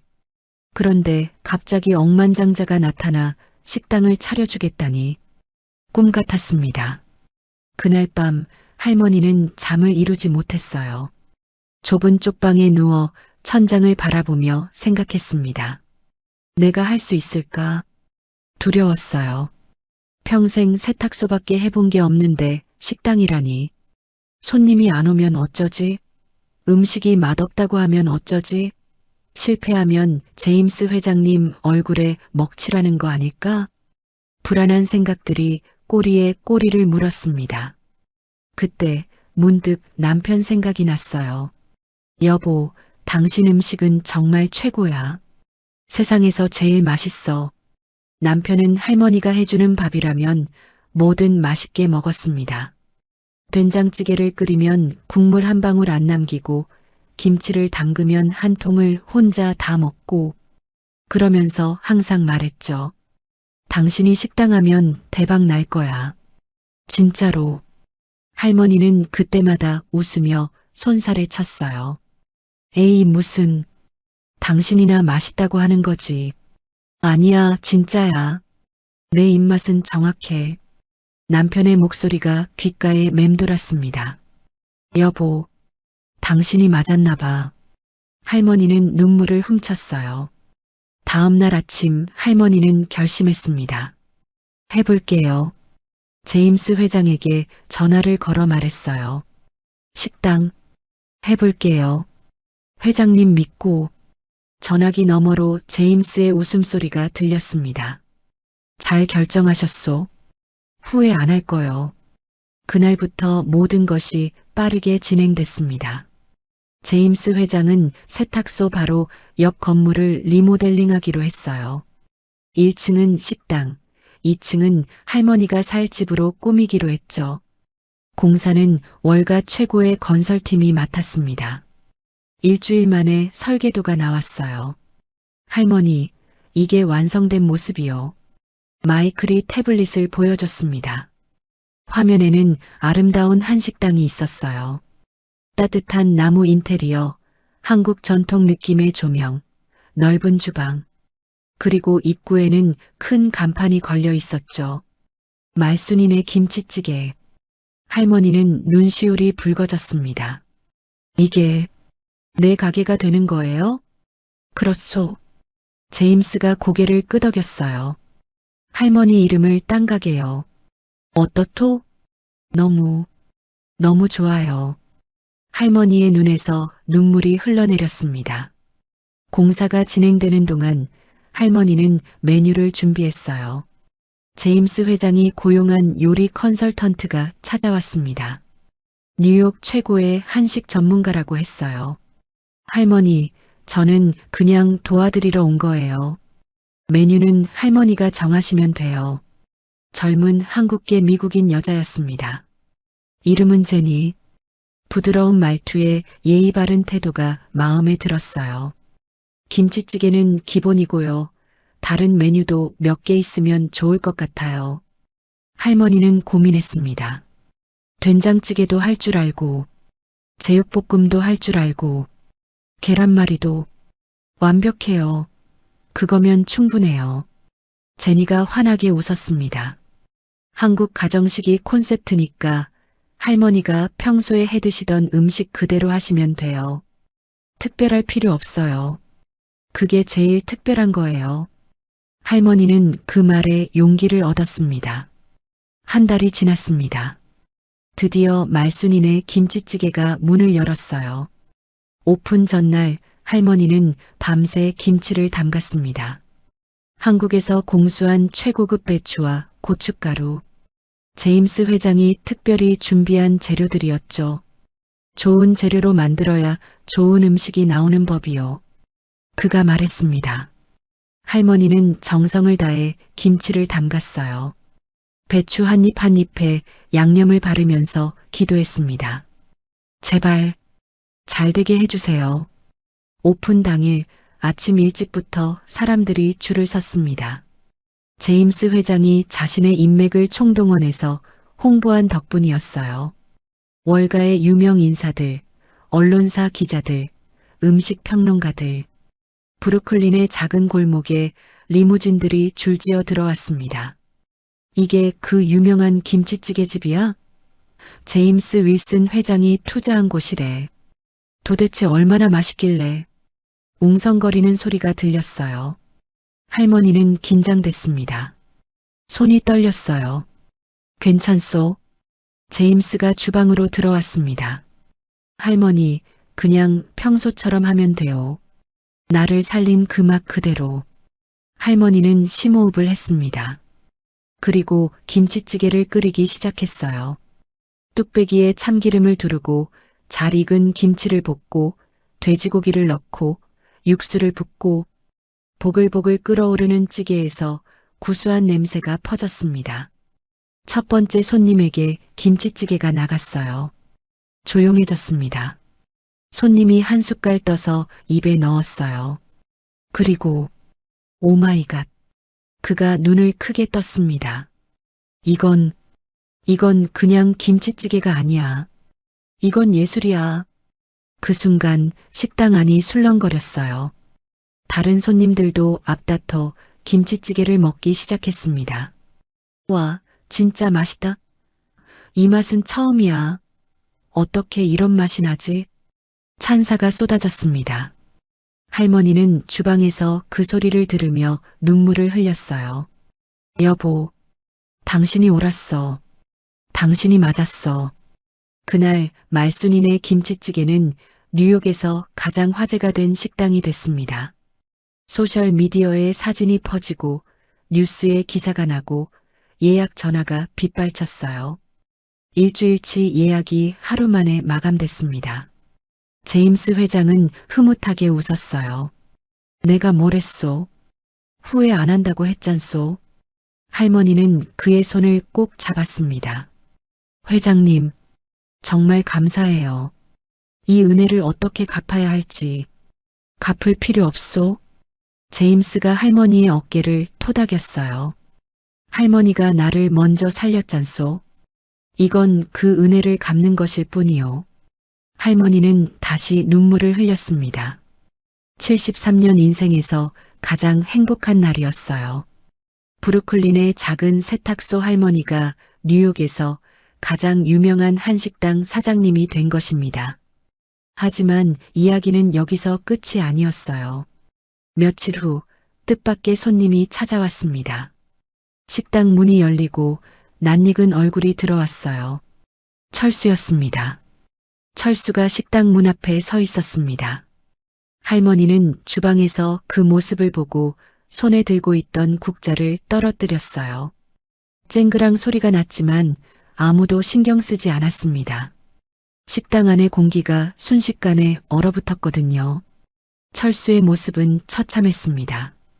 양복은 구겨질 대로 구겨져 있었고 넥타이는 풀어 헤쳐져 있었어요.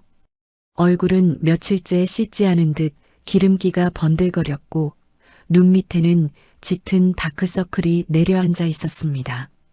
무엇보다 눈빛이 달랐어요. 예전에 할머니를 협박하던 그 오만하고 날카로운 눈빛은 온데간데였고 지금은 쫓기는 짐승 같은 공포가 서려 있었습니다. 엄마. 철수가 떨리는 목소리로 불렀어요. 할머니는 대답하지 않았습니다. 그냥 묵묵히 아들을 바라봤어요. 가슴이 찢어지는 것 같았지만 쉽게 다가갈 수 없었습니다. 며칠 전 이 아들이 자신에게 했던 말들, 제임스 아저씨를 밀치던 모습, 재산을 노리며 협박하던 얼굴이 떠올랐거든요. 엄마, 나야. 철수야. 철수가 한 걸음 다가왔습니다. 왜 대답을 안 해? 나 아들이잖아. 그제야 할머니가 입을 열었어요. 뭐하러 왔어? 차가운 목소리였습니다. 평소에 따뜻한 말투가 아니었어요. 철수는 그 목소리에 움찔했습니다. 엄마, 그게... 철수가 머뭇거렸어요. 나 도와줘. 제발 도와달라고? 할머니가 되물었습니다. 내가 나한테 뭐라고 했는지 기억나? 거지 노인네 편들지 말라고 했지? 건물 상속권 운운하면서 협박했지? 그러고는 제시카 그 여자가 세탁소 부술 때 도망갔잖아. 엄마 버려두고. 철수의 얼굴이 하얘졌습니다. 그건 됐어. 듣기 싫어. 할머니가 손을 저었어요. 나가. 여기 내 가게야. 손님한테 방해돼. 엄마. 철수가 다급하게 외쳤습니다. 제발 한 번만 들어봐. 나 진짜 죽게 생겼어. 그 목소리에 진심이 담겨 있었어요. 할머니는 잠시 망설이다 고개를 돌렸습니다. 제니 씨, 잠깐 주방 맡아줘요. 할머니는 앞치마를 벗고 식당 뒤편의 작은 사무실로 들어갔어요. 철수가 뒤따라왔습니다. 문이 닫히자 할머니가 먼저 입을 열었습니다. 말해봐. 뭔데? 철수는 한참 동안 아무 말도 하지 못했어요. 입술만 달싹거리다가 결국 무릎을 꿇었습니다. 쿵. 엄마 잘못했어. 진짜 잘못했어. 철수의 눈에서 눈물이 흘러내렸습니다. 나 사채 썼어. 한국에서 사업 말아먹고 빚 갚으려고 사채까지 썼는데 그것도 다 날렸어. 이자가 눈덩이처럼 불어나서 지금 7억이야. 7억. 할머니의 얼굴이 굳었습니다. 7억이라고? 응. 근데 그 사채업자들이 조폭이야.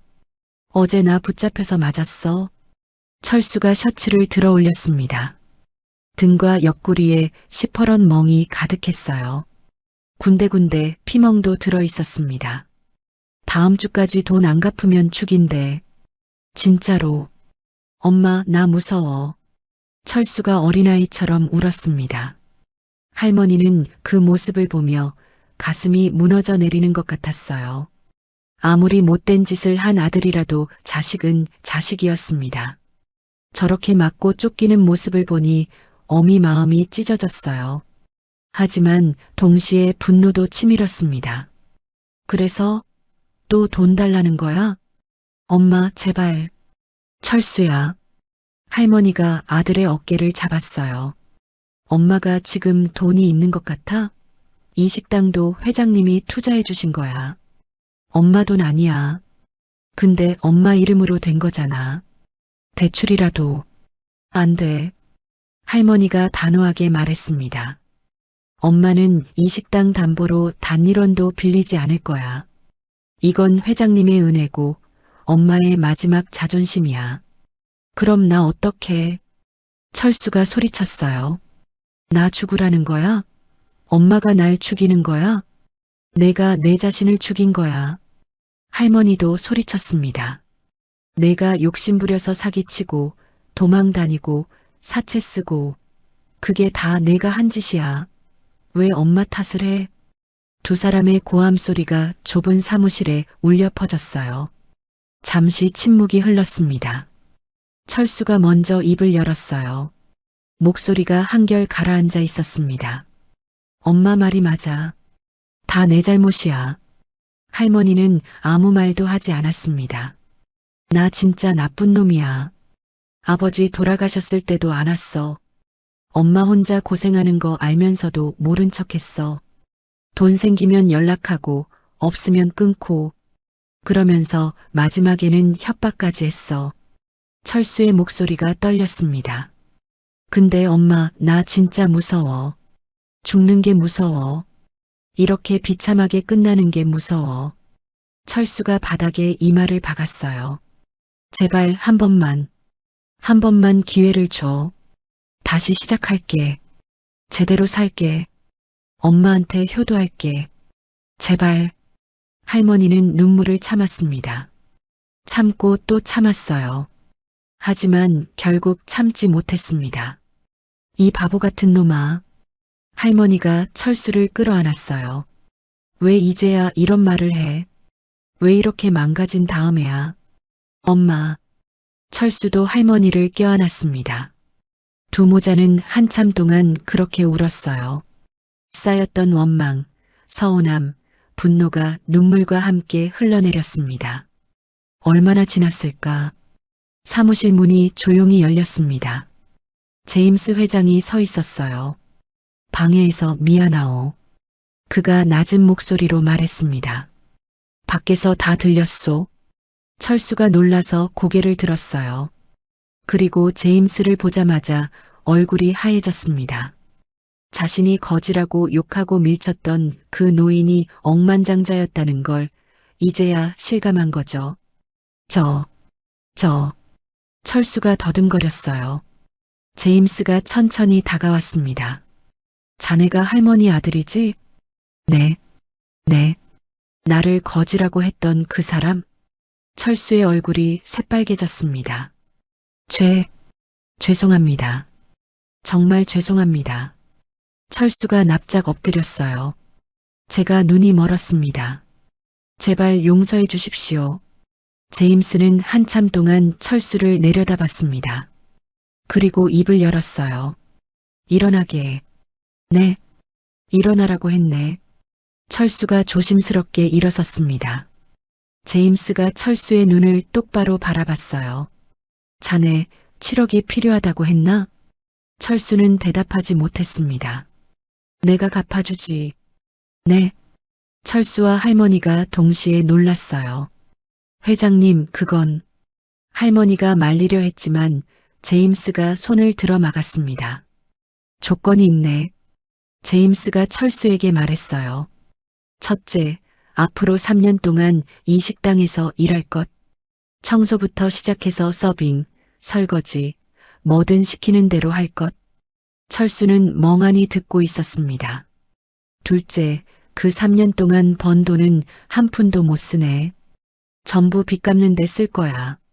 내가 대신 갚아주는 게 아니라 자네가 일해서 갚는 거네. 원래대로라면 평생 일해도 못 갚을 돈이야. 10년은 노예처럼 일해야겠지만 자네 어머니 눈물을 봐서 딱 3년으로 줄여주지.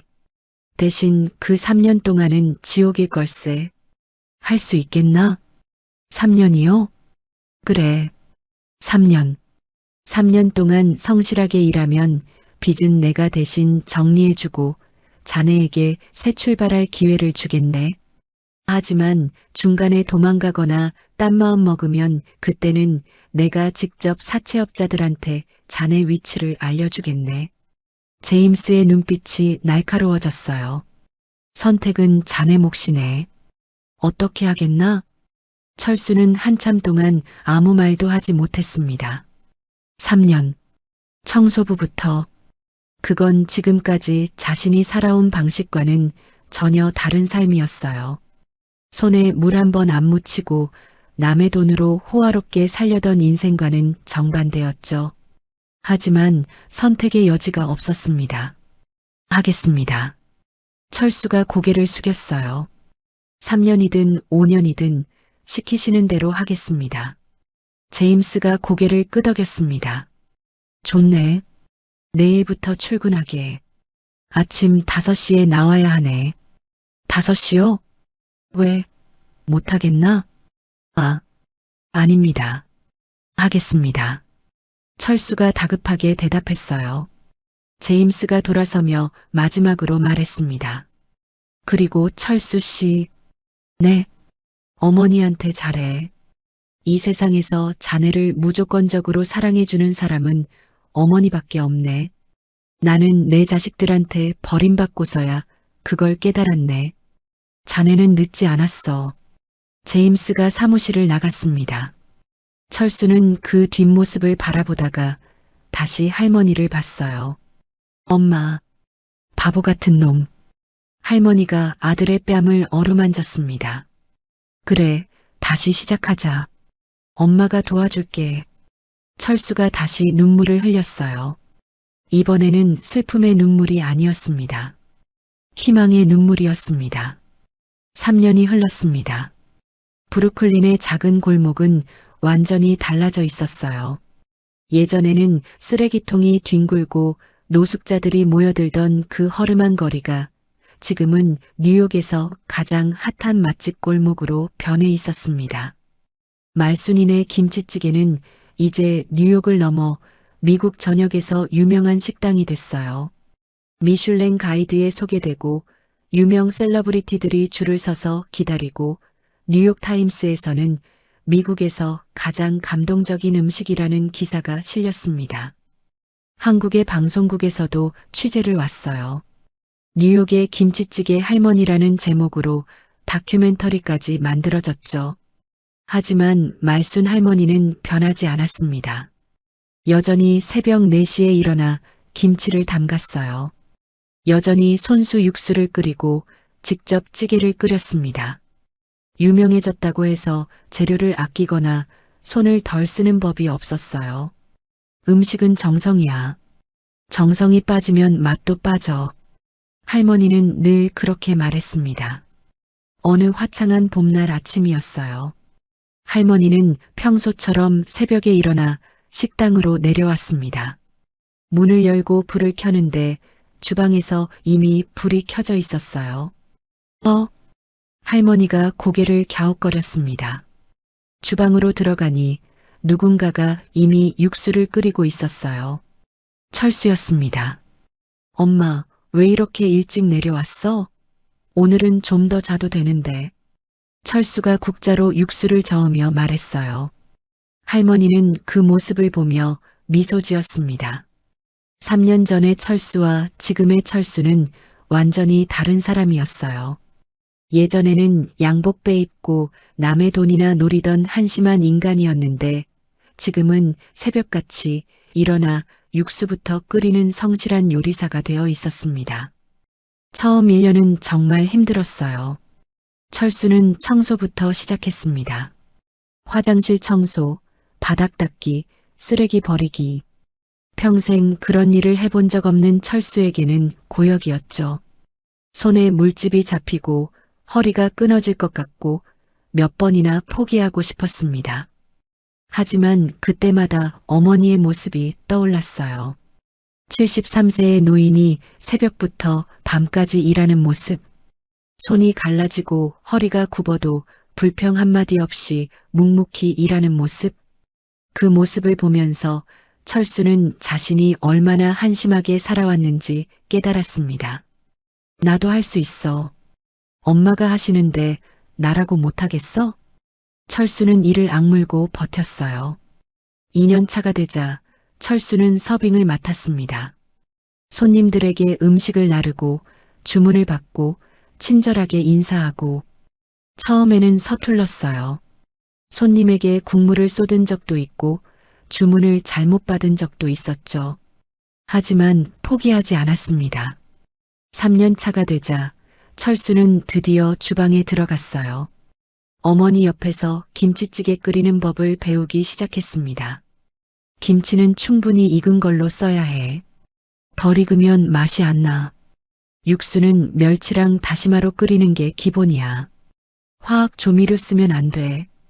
불 조절이 제일 중요해. 센 불로 확 끓이다가 약한 불로 은근하게. 할머니는 하나하나 가르쳐 줬어요. 철수는 열심히 배웠습니다. 처음에는 짜기도 하고 싱겁기도 하고 엉망이었지만 점점 나아졌어요. 이제는 할머니가 없어도 혼자서 김치찌개를 끓일 수 있는 수준이 됐습니다. 철수야. 할머니가 아들을 불렀어요. 네, 엄마. 오늘 손님들한테 내가 끓인 찌개 내볼까? 철수가 깜짝 놀랐습니다. 엄마, 진짜? 응. 이제 됐어. 내 실력이면 충분해. 할머니가 흐뭇하게 웃었어요. 오늘부터 내가 주방장이야. 엄마. 철수의 눈시울이 붉어졌습니다. 3년 동안 흘린 땀이 헛되지 않았다는 걸 느꼈어요. 어머니에게 인정받았다는 게 세상 무엇보다 기뻤습니다. 그날 점심 식당은 평소처럼 북적거렸어요. 특별한 손님이 찾아왔습니다. 제임스 회장이었어요. 오랜만이요, 할머니. 제임스가 환하게 웃으며 들어왔습니다. 어머, 회장님. 할머니가 반갑게 맞이했어요. 언제 오셨어요? 연락도 없이. 깜짝 방문하고 싶었소. 제임스가 자리에 앉았습니다. 오늘은 특별히 철수 씨가 끓인 김치찌개를 먹어보고 싶소. 철수가 주방에서 긴장한 표정으로 그 말을 들었어요. 잠시 후 김치찌개가 나왔습니다. 보글보글 끓어오르는 찌개에서 구수한 냄새가 퍼졌어요. 제임스가 숟가락을 들어 한 입 떠먹었습니다. 조용해졌습니다. 제임스가 천천히 씹고 삼키고 잠시 눈을 감았어요. 그리고 입을 열었습니다. 합격이요. 철수가 안도의 한숨을 내쉬었어요. 3년 전 그 오만하던 청년이 이제 제대로 된 요리사가 됐구려. 제임스가 철수를 바라보며 말했습니다. 자네 약속대로 3년을 채웠네. 빚은 전부 정리했고 자네는 이제 자유야. 어떻게 할 생각인가? 철수는 잠시 생각하다 대답했어요. 여기 남을래요. 뭐? 엄마 곁에 남을래요. 이 식당에서 계속 일하고 싶어요. 할머니가 놀란 표정으로 아들을 봤습니다. 철수야, 너. 엄마, 나 이제 알겠어. 철수가 어머니에게 다가왔어요. 돈이 중요한 게 아니더라. 가족이 중요하더라. 3년 동안 엄마 옆에서 일하면서 그걸 깨달았어. 철수가 어머니의 손을 잡았습니다. 엄마, 미안해. 그리고 고마워. 나 버리지 않고 다시 기회를 줘서. 할머니의 눈에서 눈물이 흘러내렸어요. 이 바보 같은 놈. 할머니가 아들을 끌어안았습니다. 버리긴 뭘 버려.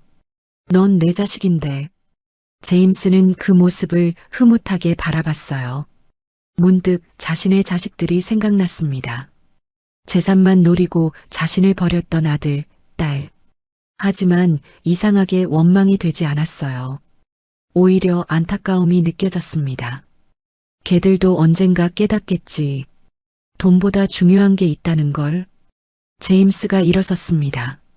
할머니, 철수 씨. 축하하오. 회장님, 벌써 가세요? 응. 오늘은 좋은 것만 보고 가려고 왔소. 제임스가 주머니에서 뭔가를 꺼냈어요. 봉투였습니다. 이건 뭐예요? 할머니가 봉투를 받아들었습니다. 열어보시오. 할머니가 봉투를 열었어요. 안에는 서류가 들어 있었습니다. 건물 등기부등본. 회장님, 이 건물 말이오. 원래 내 명의였잖소. 제임스가 말했어요. 오늘부로 할머니 명의로 넘기오. 식당이랑 위층 집, 전부. 이게 무슨 소리예요? 할머니가 당황했습니다. 회장님, 이건 너무 큰 선물이에요. 이건 못 받아요. 받으시오. 제임스가 할머니의 어깨를 잡았어요. 3년 전 할머니가 나를 살렸소. 죽으려던 사람을 다시 살게 만들었소. 그 은혜를 어떻게 갚겠소? 이 건물 하나로는 부족하오. 회장님, 그리고 할머니. 제임스가 진지하게 말했습니다. 나도 감사하오. 할머니 덕분에 다시 살고 싶어졌소. 음식 맛을 되찾았고 세상을 다시 믿게 됐소. 제임스의 눈가가 촉촉해졌어요. 내 남은 인생 할머니처럼 살고 싶소. 돈만 쫓지 않고 사람을 위해 사는 삶. 그게 진짜 부자라는 걸 할머니가 가르쳐줬소. 할머니는 말을 잇지 못했습니다. 그저 눈물만 흘렀어요. 울지 마시오. 오늘은 기쁜 날이잖소. 제임스가 웃으며 말했습니다. 자, 이제 김치찌개나 한 그릇 더 먹읍시다. 철수 씨가 끓인 거로. 그날 말순이네 김치찌개에는 웃음꽃이 피었습니다. 할머니는 식당 문 앞에 서서 거리를 바라봤어요. 3년 전만 해도 쓰러져 가던 세탁소가 있던 자리. 지금은 환하게 빛나는 한식당이 서 있었습니다. 여보, 보이세요? 할머니는 하늘을 올려다봤어요. 우리 아들 착해졌어요. 제대로 된 사람 됐어요. 이제 걱정 안 해도 돼요. 바람이 불었습니다. 마치 대답하듯이 부드러운 봄바람이 할머니의 볼을 스쳤어요. 할머니는 미소 지었습니다. 76년 인생에서 가장 행복한 순간이었어요. 브루클린의 작은 골목에서 할머니의 새로운 이야기는 이제 막 시작됐습니다. 끓어오르는 김치찌개처럼 따뜻하고 구수한 인생의 다음 장이 펼쳐지고 있었습니다. 눈 내리던 브루클린 골목에서 시작된 인연, 냄새난다고 무시당한 김치찌개 한 그릇, 그리고 진정한 가족이 된 두 사람의 이야기였습니다. 말순 할머니는 가진 게 없어도 나눔을 선택했어요. 쫓겨날 처지에서도 굶주린 사람에게 따뜻한 밥 한 끼를 내밀었죠. 그리고 그 선택은 한 사람의 생명을 살렸고 할머니의 인생까지 바꿔놓았습니다. 선행은 이렇게 돌고 돌아 우리에게 돌아옵니다. 여러분은 어떤 선택을 하시겠어요? 나와 남 사이에서, 손해와 베풀 사이에서, 무시와 존중 사이에서, 때로는 작은 친절 하나가 누군가의 인생을 바꿀 수도 있습니다. 오늘의 이야기가 마음 한구석에 따뜻한 김치찌개처럼 스며들었다면 앞으로도 당신의 하루에 조용한 위로가 되어드릴 이야기로 찾아오겠습니다. 구독과 좋아요는 큰 힘이 됩니다. 그리고 말순 할머니를 위한 따뜻한 응원 한 줄 댓글에 남겨주세요. 당신의 오늘이 조금 더 따뜻하길 기원합니다. 인생우리였습니다.